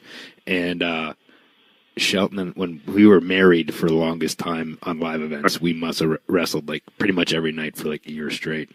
And I used to do this little thing to him where I would just give him a little smack in the back of the head, and he hated it. And he told me one day, he's like, "Man, I really hate it when you smack me in the back of the head." So, of course, I just kept doing it. And of course, it moved from in the ring to every time I saw him, like in the gym or backstage, the first time I'd do it, when he wasn't looking, I'd smack him in the back of the head. And he would do the flinch, and he'd turn around like he was about to,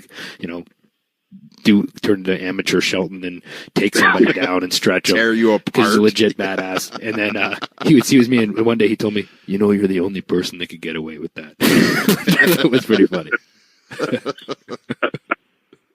Another funny thing about Christian, about Jay. What are we calling you these days? Whatever you want. You know what? Just call him asshole, because that's really what it boils down to. I don't mind asshole because it's a change from somebody people call me a dick. So. Okay. Okay, so when I first got on the road, and meeting a lot of guys for the first time, I'd always noticed that Christian would I call him Christian. He was in the corner, and he'd always be just like scowling at people. And then like one day I noticed him, and he was just scowling at me. And for months, like I was just like, "God damn, is this guy ever in a good mood?" Like I'm like, he's just always scowling. And then I think it was after we had started working together. I got a little comfortable, and I was like, "Dude, why were you scowling at me all the time?" He's like, "I wasn't scowling at you. I wasn't even looking at you. That's just how I sit. That's just my default face." Like I do it to everyone. Default face. It's funny because I always have people like just randomly, if I'm just sitting there and I'm in my own world, people either like will come up to me like, "Why? Hey, it's okay, you can smile. Why did you be in such a bad mood?" And I honestly don't mean to. It's just like, my natural. But you said my default face is a scowl for some reason. I don't know what it is. He is a natural heel. That's just the way he walks around with a scowl. He tries to jump on people's nerves. He slaps a dude who would tear him apart limb from limb in the back of the head just because it's fun. I mean, that really tells you all the makeup inside Jay's brain right there. Yeah. Extreme living. So push it to the limit, brother. Yeah, of course you do. So, I mean, enough of Jay, because nobody really wants to hear about him. We want to hear about you. Yeah. We want to hear how everything's been going. The fact that you are back now, where you belong. I know there's a lot of stuff that's happened, but first of all, how does it feel to be back? Oh, it's awesome. It's one of those things where, they were nice. I would have dreams that I was back and then wake up and realize, nope, still in the Indies. But it was something I always felt like I would be back. It wasn't even something I questioned whether or not I would be back. It was just the win. And, 7 years is long enough. Yeah.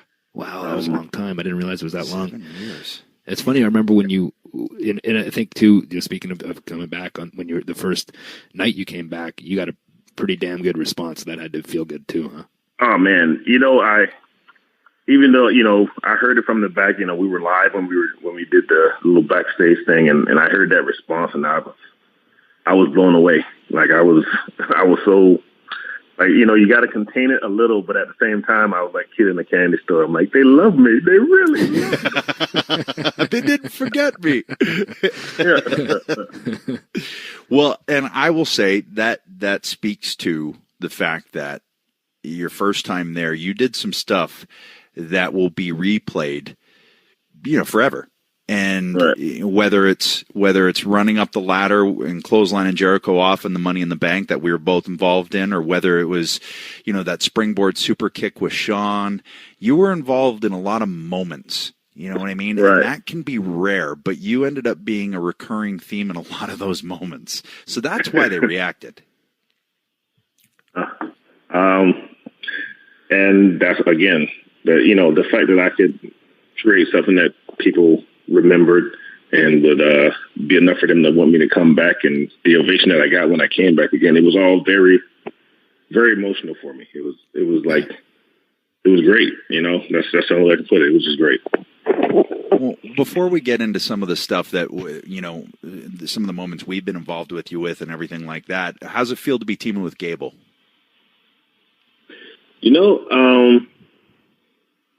I'm actually pretty excited about it, because obviously I wasn't sure what we were going to do as far as my return goes. Yeah. And I think a lot of, obviously I have Twitter and the internet and everything else. And for the last few years, I would always get all the time how Jordan and Gable reminded people of me and Charlie. Mm. So, of course, I'm like, yeah, but they're not me and Charlie, all right?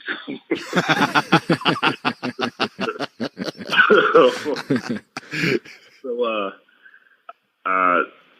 it's funny, a week, maybe 2 weeks before I actually came back, I actually met them for the first time. We were at the Dan Gable Wrestling Museum in Iowa. And that was the first time I'd actually met them. And I think one of the first things I said to them was, hey, are you guys sick of hearing about us as much as we're sick of hearing about you?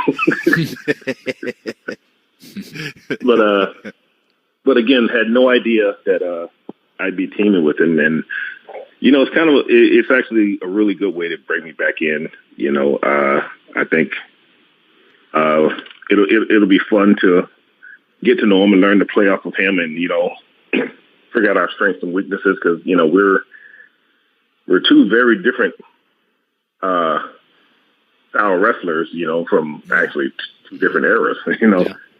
So I'm actually excited, I'm just as excited as everyone else to see what we can do. Yeah, well, I mean, like Adam just said, you're part of a lot of big moments in the history of the company, a lot of standout moments, ones that'll be replayed for years and years and years, and you can help a guy like him, help find, sometimes in a tag setting, it makes it easier to play off of somebody and to have that kind of camaraderie where you can, if he's watching you doing certain things in the ring, asking you why you're doing those and help him feel more comfortable in things he's doing, because he's got a ton of talent.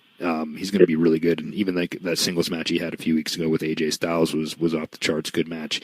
And I think he's got a bright future as well. But like you're right. It's a good spot to come back in, not to mention the fact that the tag team division right now is hotter than it's been in years and years. So that's pretty cool too.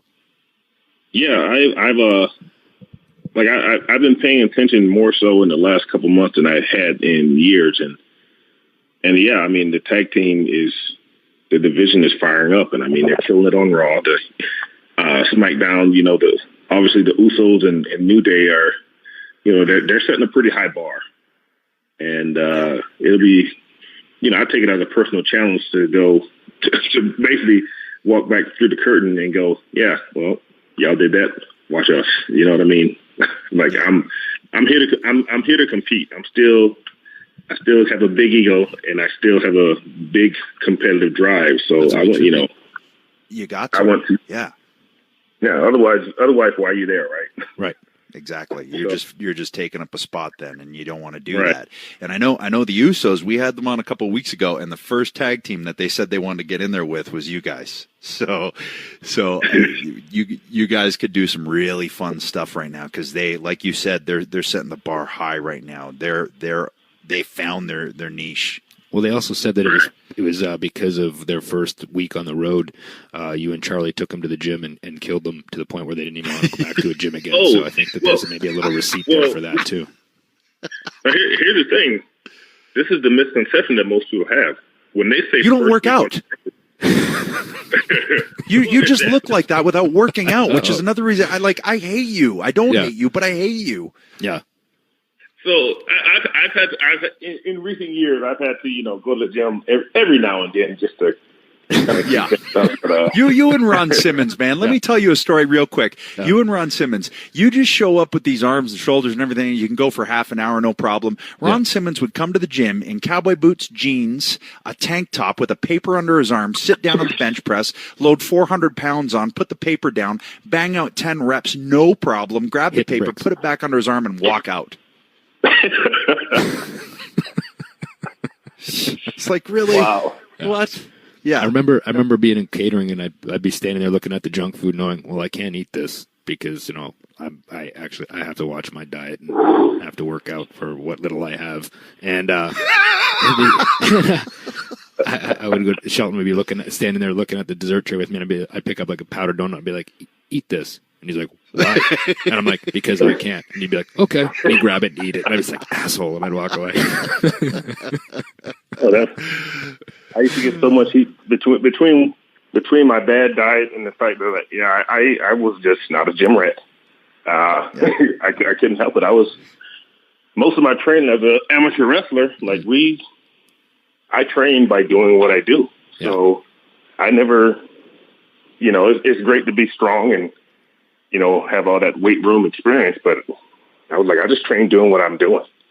That's why before shows, me and Charlie, would get in the ring with extras and work out and do all these things in the ring because that was what I was programmed to do. I figured I was strong enough. I lifted Big Show once. I'm like, if I can lift him, I'm good.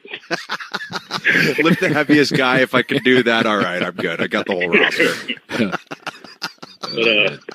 But getting back to the Usos, the misconception when they say their first week on the road, the misconception that most people have when they hear that is that their first week on the road as WWE superstars.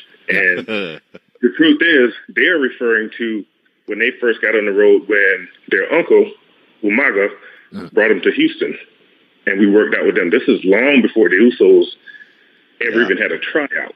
That's when all of that was going on. So most people think it's, after they had their first tryout. No, this is before they were even signed. Wow. So, they were pretty easy to intimidate because they had no clue what they were getting into. Especially with Charlie. I was gonna say, like you go easier on them, but Charlie, man, he ain't gonna take it easy on you. And how hot is he right now? Old Chubby Chucker there. I call him Chubby Chuck. How hot is he right now? Like it should be me team and not that Gable kid.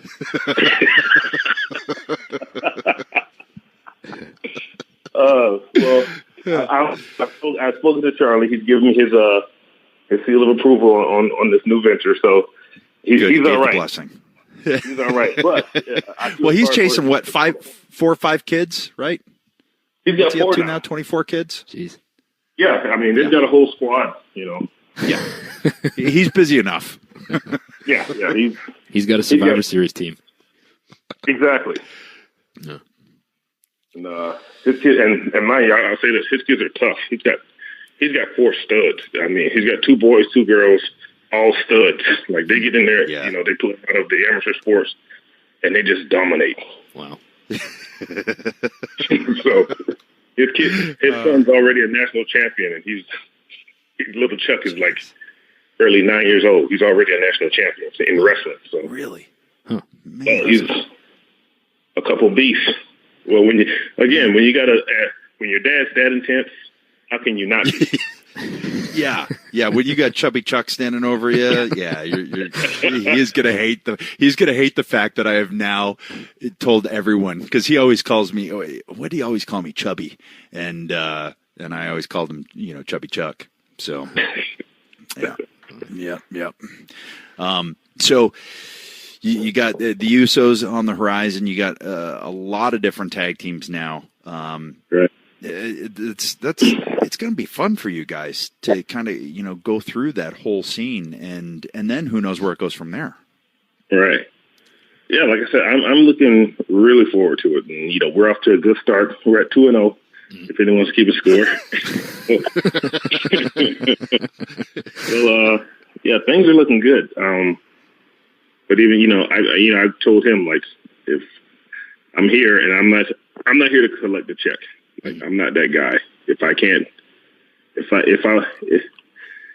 obviously at this point in my career, a lot of guys would just be happy to have a job. I'm not one of those people. I'm grateful to have a job, sure, but I'm still here to compete. I still have goals that I want to achieve, and I want to earn my keep, right, and then some. And that's the way it should be, right? I mean, like you said, if you don't care or take pride enough in what it is that you're doing, you should find something else to do. You should be there exactly to go as far as you can and to contribute and, like you said, to compete. And if there is that competition where, hey, I'm going to go out there and have a better match than this other team, that's healthy competition, I think. And I think that helps make everybody else better. And if you're carrying that to the ring with you, I think that there's something to be said for that. Now, is there a little bit of a chip on your shoulder knowing that you like I said, it's been 7 years away that you were released? I mean, I know personally, when I found out you were released, I was actually shocked that it happened. Is there any kind of feeling like that? Like you want to reprove yourself, or you just feel like it's what happened and it's just it's kind of played its course? Well, I mean, when the release came, honestly, I felt like I needed it. I'd been there for 10 years, and like I said, I've had a lot of great moments, but I've never really accomplished the things that I wanted to. Obviously, being WWE champion, there's a whole list of things, that every superstar should aspire to be. And being the WWE champ is one of them. If you're not there to be the champ, then quit the business. Yep. So, but obviously, I was having difficulties here and there, and my career went up. It would go down. It would go up. It would go down. And all these little twists and turns. And I had a lot of wonderful experiences, but at the same time, I had a lot of frustrating experiences too. So by the time when my release came, it was almost mutual. Like I felt like I'd been spinning my tires for a while, and I will admit I was getting complacent because I felt like it was one of those which way is up things. And I'd actually had a conversation with Triple H, and even he had said, we're not sure which way to go, and maybe it would help me to step away for a little while to really freshen myself up. And mind you, it was a year later that I actually left, but I mean it made complete sense to me, because once you're stuck in a rut and you can't figure out how to get out of that rut, you get complacent, you get frustrated, and we all go through it.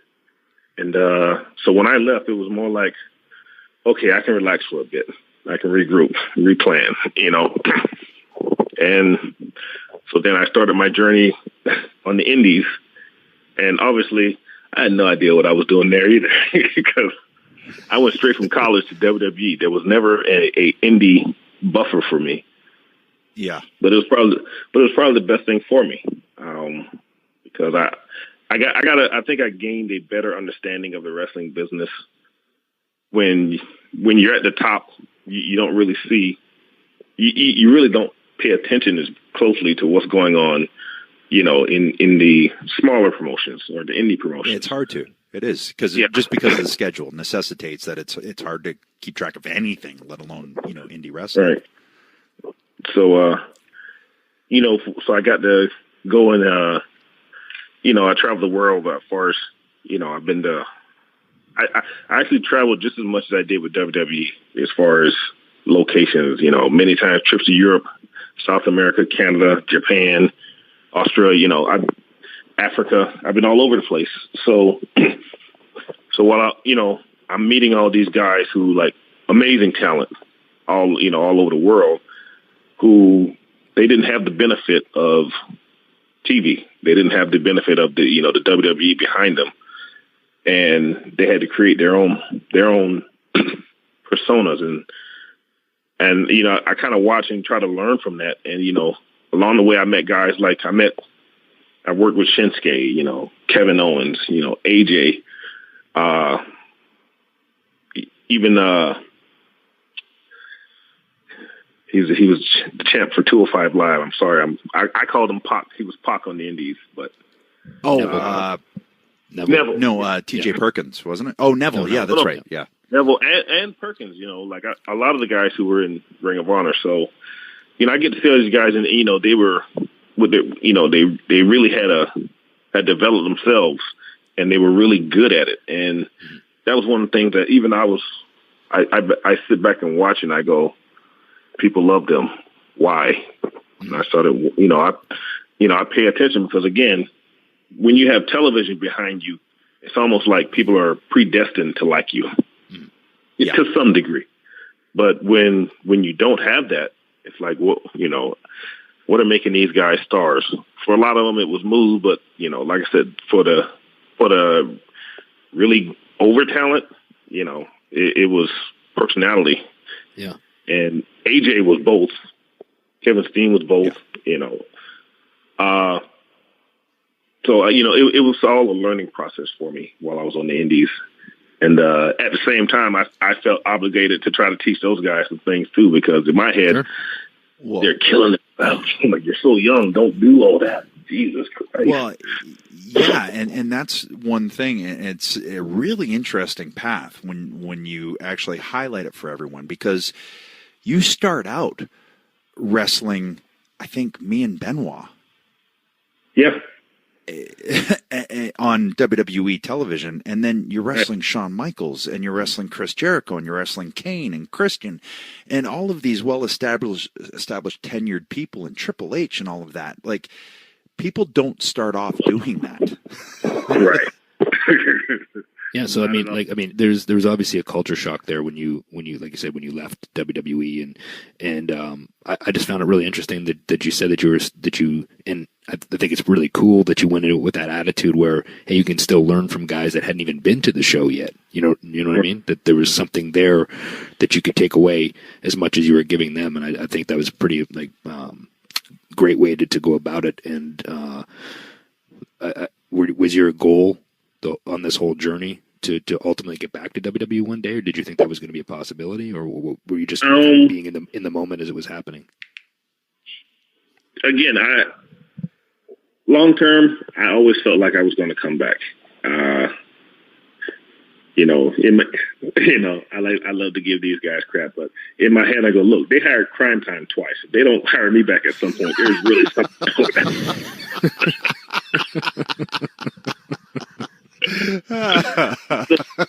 So with that in mind, I was fairly confident that at some point I'd be back. Yeah.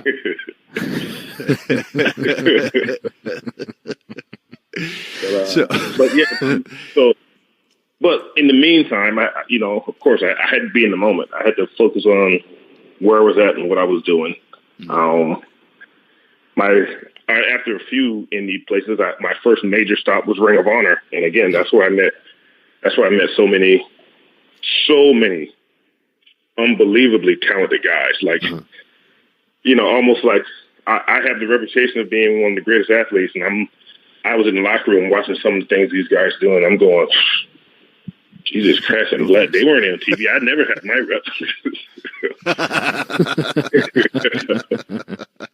Well, that's funny, because I remember when we would sit down and we would put together like the Money in the Bank matches or anything like that, and we'd go, oh, let me think. Shelton, you can do this, right? You can do this thing that we're talking about, right? Yeah, I got it. And then you'd go walk away, and we're like, okay, cool. So Shelton's got that, run up the ladder, or the T-bone off the top of the ladder, whatever it is. It's like, okay, cool. Right. We got Shelton. Yeah, honestly, those early ones, it was pretty much an effortless, I just came in, because I remember I'd be at the video game things all the time, and I came in late to the very first little discussion about the match, and between you guys and Jericho, I didn't have to think of anything. Hey, Sheldon, can you do this? Yes. Okay, next. It just reminded me of talking about what an incredible athlete you are. Is you and I had that singles ladder match for the ECW title on a pay-per-view, and we had this one spot where you were gonna leapfrog. You would be on the top rope, and the ladder would be kind of set up, and you would hold the top of it, leapfrog over it, and hit me with your kind of lariat clothesline as you were coming down.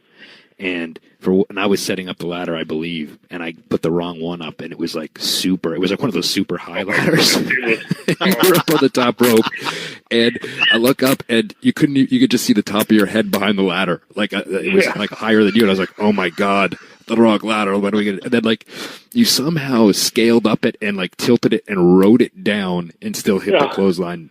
I just remember having this. It seemed like it took forever in my mind just because I was like, oh my god, it's the wrong ladder. But you somehow still made it work. It's hilarious. I can't remember the name of the movie, but it's the old movie where the guy's riding the atomic bomb down to the ground. Yeah. That's what you literally did. That's what came to my head when I realized I was thinking as I'm looking at this ladder I can't leapfrog this thing. It's so high, but I was like, but then that image popped in my head. I'm like, okay, I'm just going to ride this bomb to the ground. In my head, he'll adjust. He'll figure it out. Well, and you were a dangerous weapon. You bring up that point, Chris, Jay, and I would sit there and come up with ideas and go, hey, Shelton, you were a dangerous but awesome weapon to have, because the three of us mad scientists would sit down and start bouncing stuff around and everything. And we're like, oh, we need something here. Wait, Shelton's got, we can do something with Shelton there for sure. Oh, yeah. Hey, Shelton. It was a lot of fun. It was a lot of fun. Funny. Yeah, and the funny thing, I was the new guy. Yeah. So in my head, hey, whatever they want. Yeah. Well, and at the end of the day, too, it was always going to be something that would hopefully and has stood the test of time and ended up on replays throughout the years. Oh yeah, for me, that's the craziest thing about it, because even while you guys were giving the ideas, in my head, I'm thinking, oh, that'll be cool. I didn't realize how cool it would be, And the other part was most of the stuff in my head, I'm thinking, oh, basically they just want me to play around like I used to as a kid. Because I how many times my mom has yelled at me, get off the roof. Come down out of the tree, stop sticking your finger in the electric socket, whatever. Yeah, basic stuff. So a lot of stuff, I, at the time, wasn't aware of how cool it was until after the fact. When I ran up the ladder and clothesline Jericho, the eruption that I heard, I was like, wow, that was way cooler than I even thought it was going to be. So, and again, we were talking about moments earlier. Yeah, it was so much fun, and we were talking about moments earlier, and between that and I remember watching a match. It was Mr. McMahon versus Hogan, and I remember the one little scene where Vince came up the apron. He had the steel pipe, but yep, his head just peers over the edge, and you see that grimace on his face. Yeah, I remember watching them kind of discuss things, and I remember Mr. McMahon was saying to the cameraman, make sure you get my face. He was, of all the stuff that was going on, that one little section of the match is something that he was just adamant about, how they make sure they get a close-up, and that's when it clicked that he wants to create a memory. He wants to create a moment. So from then on, every Mania, I'm like, I have to create a moment. Right. If I get 2 or 3, great, but always create a moment. Yep. Yeah, and that's something that a lot of people, I think, are starting to realize, is that you're basically a director. Not only are you the actor, if we're using Hollywood terms, because you're doing all the physical aspects and you're the athlete and the actor, but you are also a director. You can sit down and tell those camera guys and talk to Kevin Dunn and say, okay, we're going to hit this here. Let's make sure we got this shot. And as a performer, also directing, like Vince, he's going to come up and he's going to look for that camera. And if it's there, great. He knows where to angle that look. And that takes a special vision, I guess, and that's, why he's Vince McMahon. But, right. So, I mean, going forward, we got WrestleMania this year. What are you thinking?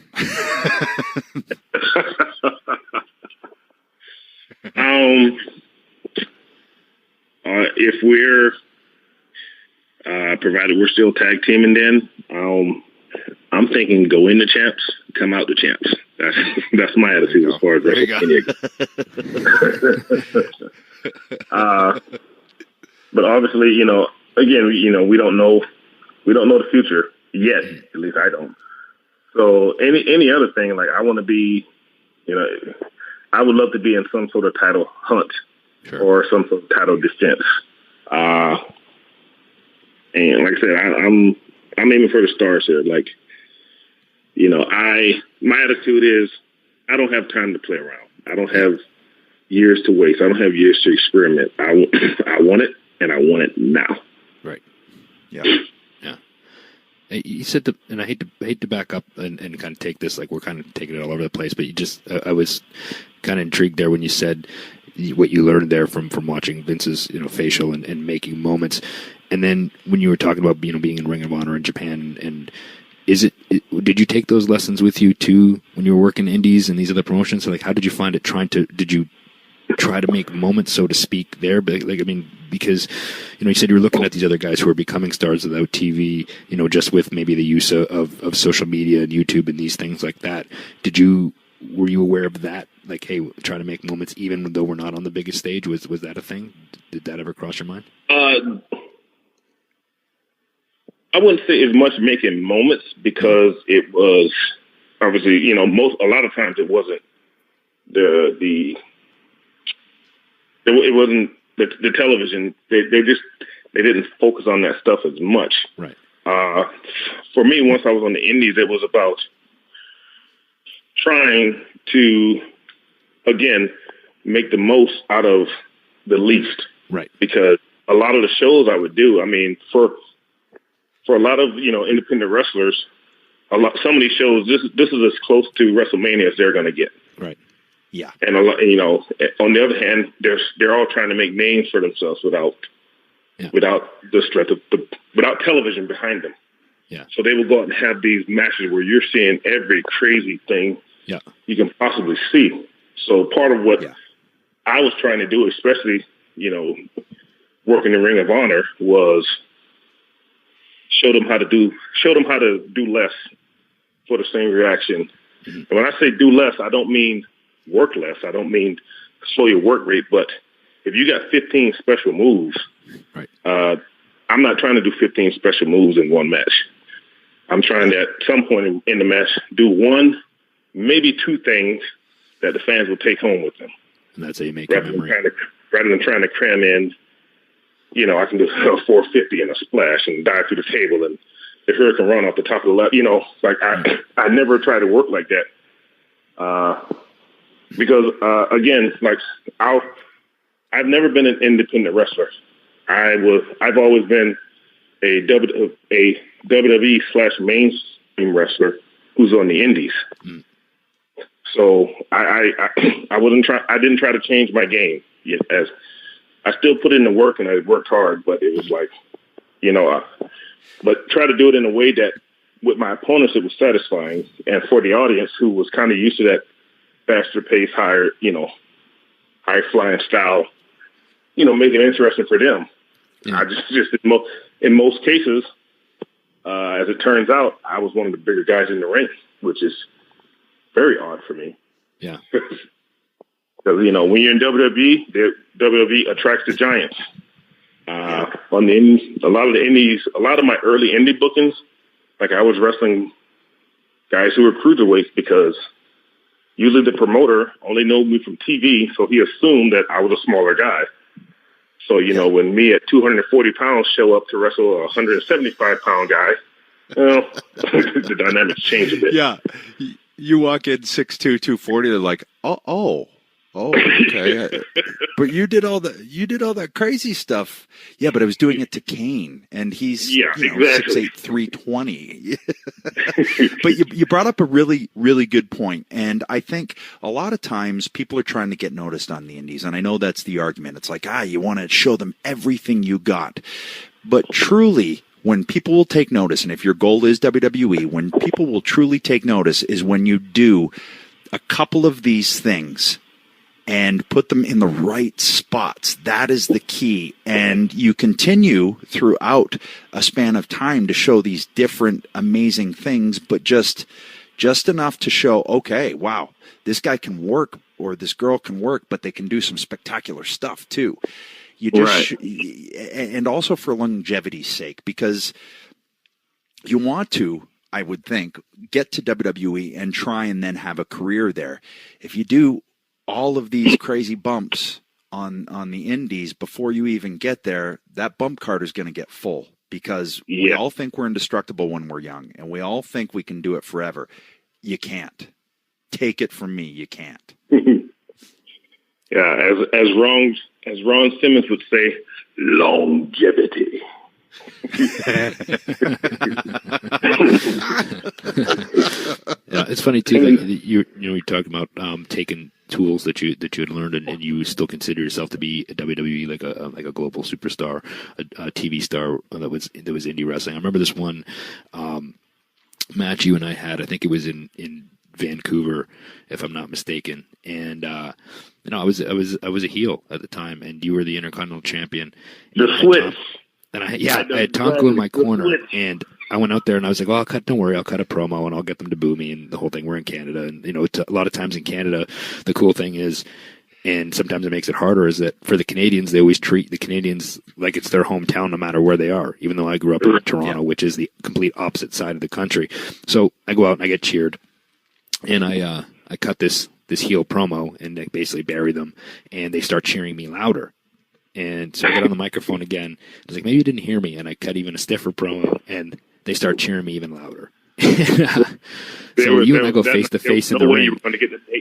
So you and I go face to face in the ring, and I was like, man, I said, I wasn't expecting that. I said, what do you want to do? And you looked at me and you said, I don't know, but you better do something. I went, okay. So I grabbed the microphone back. I said, okay. I said, you got to own this. You're going to work heel. I'm working babyface. We're switching it. You're right. And you went, okay. And you had this smile on your face. And I grabbed the mic and I was kind of said something like, okay, people, I was just testing you. I want to make sure you're really on my side. I turned babyface. I gave Tomko the night off. I sent him to the back. We completely switched the whole thing. You worked heel. I worked babyface. We even did a little thing where you cheated to beat me. And then I did a thing where I laid you out and I held up the title and I dropped it on you and I left and got a reaction at the end. And right. I remember Dean Malenko was the producer at the time, and he's like, and I was worried, like, sometimes when you make a call like that, sometimes you don't know how it's going to be received. And he was like, that's all you could do. And it was great that you made the call. And he goes, I actually was calling the younger guys to the monitor to watch it. And did you find stuff like that you had to do, like know the audience when you were working indies, because you didn't necessarily know how you were going to be received, whether it was going to be a cheer or a boo? Like, how was the process in that? Yeah, I felt like most of the time, particularly in North America or Europe, I was always perceived as the babyface when I wanted to work heel. So I never really tried to switch them because, again, a lot of times when the guys I'm wrestling aren't as established, you just can't. So it basically came into me. I had to basically, if I was working on, say, a smaller heel, I had to build them. Mm-hmm. So a lot of times, you would assume I would just go and get my stuff in, beat them up, and beat them and pin them. But I'm like, that's not a show. Right. Like, people came to see a show. So part of it for me was trying to get these guys over. Like, I'm a big fan of, hey, I need to always help the people you're in the ring with. You know what I mean? So, again, lessons that I took from WWE as far as, making your opponent. Mm-hmm. Don't just go there to look good. Don't just go there because, hey, I can sell more T-shirts or something. I mean, help make your opponent and do it in a way that they can benefit and move forward with. So you're working for the show, not for yourself. Exactly. Yeah. So I ran into that more often than as far as just crowds, they're just going to cheer me. Mm-hmm. Like even in situations where I would experiment and just be a bit of a more aggressive heel, they still will cheer me. If it's a baby, if it's two baby faces in the ring, I always chose to go heel. I just felt more comfortable. I feel like I am a heel. I'm a bad guy. So whenever I was working with a baby face, I never really worked heel until I was in Japan. But on the Indies, it was more like I was the aggressive baby face. You know, I was just, while we were talking, I was thinking back to a house show we worked at Blaisdell Arena in Honolulu, and you and I always had great chemistry. It was one of those things where the first time we worked, I was like, oh, okay, cool, we're on the same page. And I remember getting to the arena, seeing the show, the lineup, and I was like, oh, they're putting Shelton and I IC title on first. All right, well, they're not going to put us on first again. Because, here's my mindset, and it may sound selfish, but I always looked at the IC title as, and I still do, as very important. I don't think an IC title should open a show. I get starting the show hot. To me, that's just not the one to do it. So I know you and I went out there. I think we did like 25 minutes. And I remember it being really, really good. And I think it was Arn, who I love and respect. He came up, he goes, man, that was just too much. I was like, man, don't put us on first. I mean, that's all there is to it, you know. And I just remember that one being a lot of fun and just getting out there and you know, I always had such a good time, like figuring out where to put in your stuff, because again, you know, back to your point of on the indies, if you know 18 amazing things you can do a 25-minute match and put in like 3 of those, and man, those people will come unglued. And to Jay's point, that's how you make a moment. Right. Absolutely. Yeah, I remember working with There wasn't really a point to my story there, except to really just kind of put you over. I mean, honestly, to kind of even kind of put an exclamation point on that, what you were just saying, Adam, I'll put them over a little bit more, is that, you know, when we were working, like I said, we were married on live events for like a year straight. And what I always had fun working with you is you're always up for anything for one. And you understood that, especially on live events, there was a little bit more freedom to have some fun with some personality and stuff like that. And especially we had contrasting styles, but like same thing. If I asked you to do something or had this idea, no matter how crazy it was, you could do it. Whether it was giving me like this pancake bump out of the corner where you were so strong as well as agile that you could launch me seemingly 15, and I just felt like I was never going to come down, you know, and I would take that pancake bump on my belly that got a huge reaction whenever we did that. Or whether it was doing the screeching hand thing that we used to do that was just completely ridiculous, where I used to charge at you and you just put your hand up, make this screeching noise, and I would stop that in my tracks. And we dubbed it the screeching hand, and it was the most ridiculous thing, but it worked. And it just, like, that's what I always appreciated about you too, that you got that you could do all these different things. And my favorite was the under the ring. Oh yeah, I forgot about that. It was that was my favorite thing to do. That was like every night. That's the one spot that I was like really. It was so much fun because as soon as I go on there, I'm like, okay, wait for the 3 stumps. I'll be facing the interest. Yeah. some nights explain to everybody the idea of this, because if they haven't seen it. Okay, so obviously I was babyface, Christian's heel. He'd start beating me up and throw me out of the ring.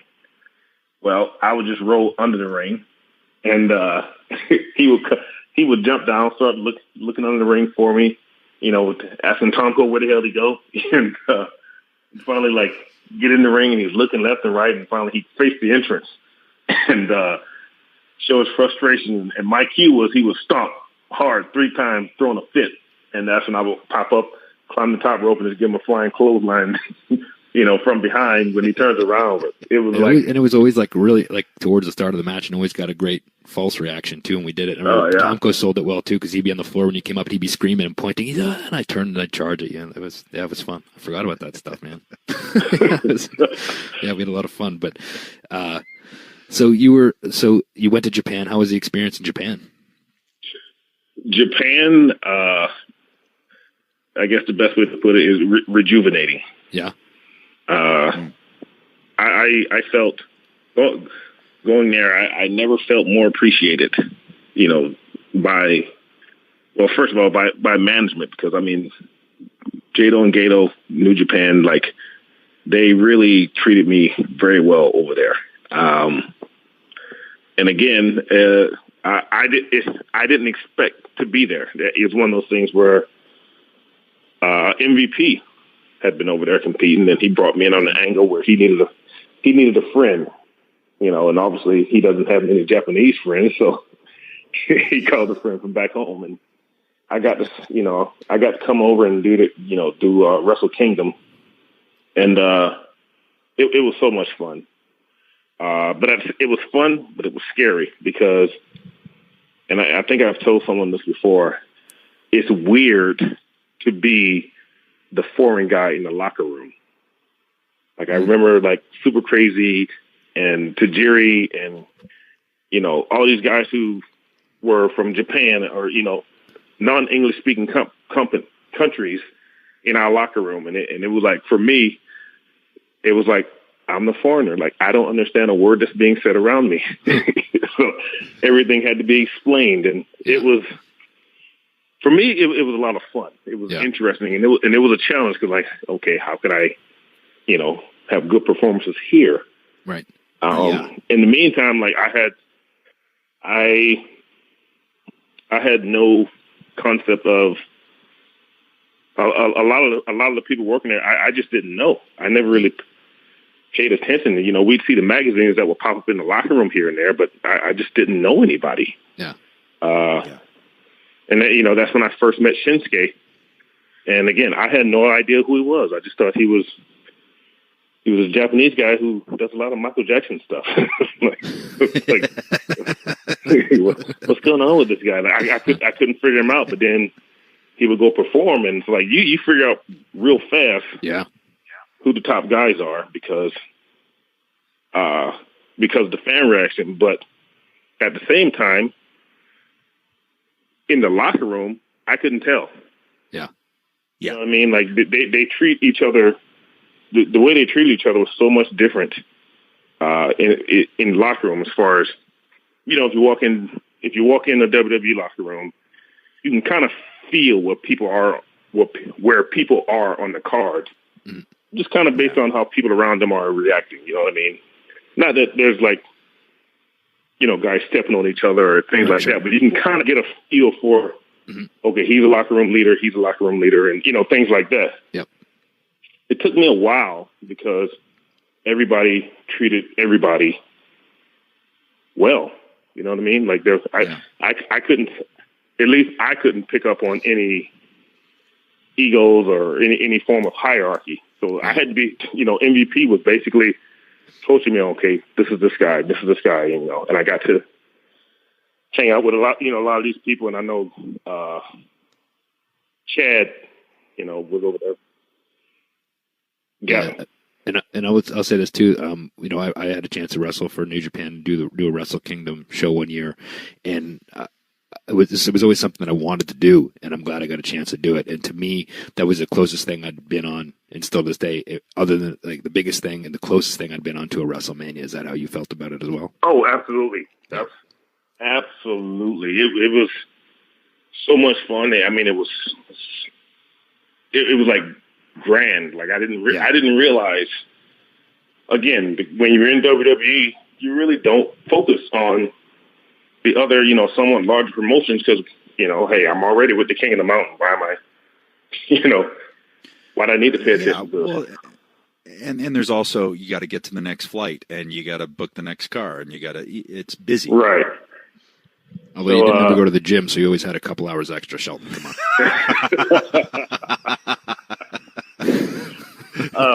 Yeah, you know what's really funny is when guys would want to stop and tan, and I just sit in the car and sleep. They want to tan and work out, and you're like, really? I think I'm good. But being in Japan, again, it was a learning experience. That's when I learned that pro wrestling is a universal language, because I would listen to guys putting their matches together. I wouldn't understand them, but I would listen, and I could, based on their body language, because just like us, they speak in pantomime. They use sound effects, so I can actually just watch guys call their matches, not understand the word they're saying, and get the gist of it.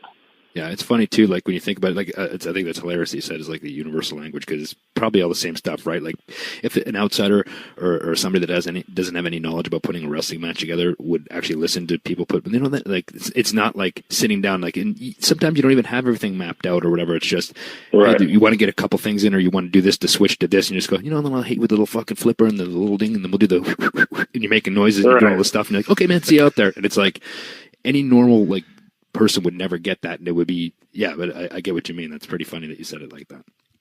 Yeah, so it was so I end up being in a group called Suzuki Gun. And, the leader is Suzuki Minoru, and we have Harry Smith over there, who's, I'm sure you guys know Harry. For sure. Yep. Lance Archer, Taka Michinoku, who's I love Taka. A couple. It was like 7-man Taichi and Desperado and Izuka. Well, a lot of times we had a lot of 8-mans, and Suzuki would pretty much put the matches together. At least my parts for sure. But I remember sitting in, and first I was like, you're just struggling to just try to understand what they're trying to do. And then after they put everything together, Suzuki will come to me and basically lay out what's going to happen, because, he speaks pretty good English. So I was there for 4 years. So after about a year and a half in, I didn't even need him to tell me. Like I knew my whole brain was just listen for your name. Like when you hear him talking, anything I got to do, he'll say Benjamin. The first thing he'll say is Benjamin. That's when you need to tune in. You don't need to. Don't confuse yourself with too much information. Just once you say Benjamin, focus. Yeah. And it was always easy. So by the time I was done, Suzuki would just look over to me and go, "You understand?" And I would just, "Yep." It's like, okay. So you work over there for 4 years, and I know we had talked when you had gotten word and they were getting ready to bring you back to WWE, and didn't you tear your rotator? Yes. I tore my rotator probably a month and a half before I actually got a call. I had no idea it was torn. I thought I was hurt, not injured. Right. Gotcha. Yeah. So I was still wrestling in Japan my full schedule for 2.5 months. Jeez. After that, and my shoulder was sore, but at the same time, I'm not thinking rotator cuff, because I was still throwing guys across the ring, doing all my stuff. I didn't feel hindered, just sore afterwards, which, after 17 years, how can I not be? But yeah, that's the thing. You just assume I'm always going to be sore, and you can lose track of some of that sometimes. Right. So it wasn't until I actually went and saw the doctors in Pittsburgh that, they did a couple of strength tests, and my shoulder was, they told me to keep him from pushing my hands together. And my left hand, he couldn't move. My right hand, I couldn't fight back at all. Wow. And that's when it finally hit me, like, wait a minute, this is way more serious than even I realized. So, got an MRI. The results came back, and it was a full tear of my supraspinatus. And that's when I guess things quickly unraveled. And it was rough. Like that was, because I was so excited to get back. And they'd already run a couple like vignettes too, right? So yeah, that's the crazy thing. Like I don't know if it was a combination of that and the injury, but when they ran that first vignette, this is before everything, we had crossed all our T's and dotted all our I's. Mm. So I wasn't aware that anything was, I assumed nothing until I find, we have a finalized contract. Mm. And so when I saw that vignette, first of all, I was sitting at home goofing off, and then my phone just started blowing up. And I looked at like people on Twitter and people texted me saying, "Congratulations, you're going back." I'm like, in my head, I'm going, who leaked this? I don't know. Oh, they did. Then someone tweeted me a link and a link to the show, and like Raw, I think SmackDown was on. So I'd already missed them airing it. So when I turned it on, nothing was playing, but someone had tweeted a link, and I was in my head, I was like, WFT. What are they doing here? Like, you guys, you're very confident. You know what I mean? Like, and in my head, on one hand, I figured, well, my reputation, maybe, they would feel confident running that. But at the same time, I'm like, why would you do that before we've signed everything? And like, I hadn't even done the physical yet. Yeah, well, that's the thing, right? And then it ended up the way it did. Yeah. Yeah. So, but I kind of took it, I took it as a blessing in disguise, because had they not contacted me, had they not sent me in to do a physical, I probably would have just kept working until my shoulder completely gave out on me, and who knows how much worse I could have made it. So, it was a blessing in disguise. I mean, the timing sucked. What was at stake? All of that falling through for the moment. That all of that sucked, and like I said, I had my weekend boohoo moment, going, God damn it, I can't believe it. But I and think you think back to the moment where I knew it happened. It's like, I wish one bad decision has cost me, a possible trip back to the majors. Yeah. But you can't help but let your mind go there at first, and I think that's everybody's going to do that at first. But then you look at it, and especially where you're at now, and it's just it was a bump in the road that adds to the story. Right, just adds a little extra chip, like to get back there, and just get yourself healthy. I mean, you had to realize too that, like I said, after, I'm sure everybody would have been in the same way, like kind of those thoughts creep in your mind, like, oh man, this sucks. It's not a great situation. Why'd this have to happen? But you also take the positives out of it, like, hey, they were interested. I would get myself right, healthier than I've ever been, and they'll be interested again. Right? Was that the exactly mindset? Like that's all I could do. Like, I actually even said, like, you'll drive yourself crazy if you keep focusing on what you lost, Yeah. And all those things. Like, in my head, like, no matter what, I have to get healthy, because I still have to work, whether they call me back or not. Mm-hmm. I still have to get back to work. But be honest, Shelton, were you more upset about the fact that the opportunity went away, or that you were now going to have to go to the gym and work out?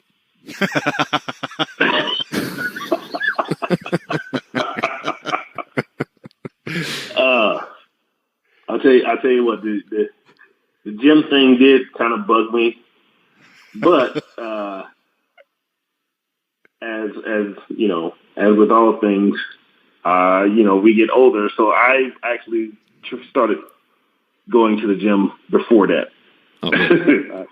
You see, that's probably what did it. Your body was like, what? Hold on, I don't need to do this. I'm going to tear just so you don't work out anymore. That was your body's way of rejecting working out. Exactly. It's like, no, we're good. I mean, now I feel like I actually do have to work out. Because obviously I'm a little older. I'm not old, but I'm definitely older. Older, a grizzled brother. Yeah. Hey, we all we'll all get there. Yeah. So, well, I tell you what, from watching your stuff so far since you've been back, it doesn't look like you missed a step, and I mean, it doesn't look like you're any older. Hey, well, it helps when you have a young lion that can step in so you can catch a breather while no one's looking. Touche. Good point. You are a true veteran now, Shelton. Yeah. Well, man, we've kept you long enough. I know this is a day off for you, and we've been pushing the times all over the place because of my dad duties. So I just want to thank you for doing the show, and it's been fun to see you back. You're one of those guys that no matter what, I always really enjoyed spending time with you in the ring, yeah, but even just outside. You're a good, solid man, and it was it's just good to see you back there where you belong. Yeah. Well, I appreciate it. I really do. Like I'm like I said, I'm so happy to be back. But again, it's been 3-4 weeks now. Okay, it's time to get down to business because, like I said, yeah, let's do this.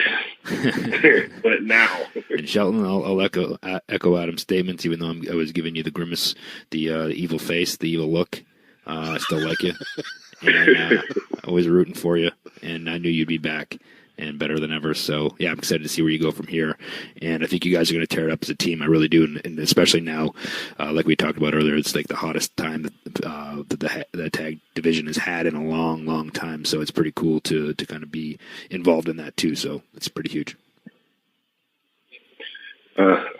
Again, I'm grateful to be back, and hopefully I can benefit the team. And I have a lot of goals, and definitely, I just want to contribute in a major way. And I'm taking all the lessons I learned from my previous tour and from my indie tours with me. I'll be a little different, but hopefully different means better. Yeah, man. Yep, no doubt. Yep. All right, man. Well, appreciate you coming on. Looking forward to watching you keep tearing it up, buddy. All right. Thanks, guys. See you, Shelton. Thanks, man. All right. Take care. Well, good to talk to Shelton again. Good to see him back. And, as we were talking, it was actually just after we talked, I had this idea that popped into my head. What? Shelton was a guy he's a ring general, too, because I remember I believe it was Sacramento, we were in a battle royal on Raw, so we're on live. He's giving me those big haymakers by the ropes, and I'm bouncing back off the ropes to him and everything. I decide, okay, I said, wind up, give me the big one. So he gives me the big one. I took a backflip over the top rope to tease bumping out of the battle royal. Well, my arm got caught, dislocated my shoulder, popped my pec. Wow. That was my right pec tear. So I get stuck. We get back in. I roll into the corner. I was like, Shelton tore my pec. He's like, what? I was like, I tore my pec. He put a hand on each rope and just stood over top of me, killing time, and over his shoulder, relaying to everyone in that battle royal, edges hurt, torn pec. He got that message to everybody in that battle royal while protecting me. That's awesome. Until we got to commercial break, and then Doc came out and put my shoulder back in. But I'll never forget that, because I looked up and I was like, well, I'm good. He's got me. Yeah. And that can be that's a good thing to feel when you're in there with somebody that you know. Yeah, because you're trying to. Well, plus you're trying to figure out how to get out of the situation, right? Or how you're going to make the best of a bad situation, and to have that. Okay, he's got that covered. Now I can figure out what I got to do to get back in this thing, to finish out what it is that we need to do here to work around. And I remember I got up to it. I tried to throw a punch, and I went, "Oh, guys!" He goes, "Don't throw punches. Don't throw punches." Oh man. Oh, he really protected you in that one, Edge. Oh, he had my back, brother, and this has been a long show, and I'm stealing your gimmick now. So from here on out, I'm going to take the old... it wouldn't be the first time. That means you got to do Dusty, because now I'm doing the old time. I got to do the Dusty, baby. Ooh, you can follow us at E&C Pod on the Twitter. That wasn't a good Dusty, was it? Jesus, that was horrible. I don't know if mine's any better. But it's I've not winded anywhere down much. with King the Oh, Queen. it's EC Pod of Awesomeness at gmail.com, brother. Edge. At Edge Rated R. At Christian 4 Peeps, Spotify, Stitcher, Google Play, Apple Podcasts, wherever you get your podcast. Rate, review. Till next week, losers. Here we go.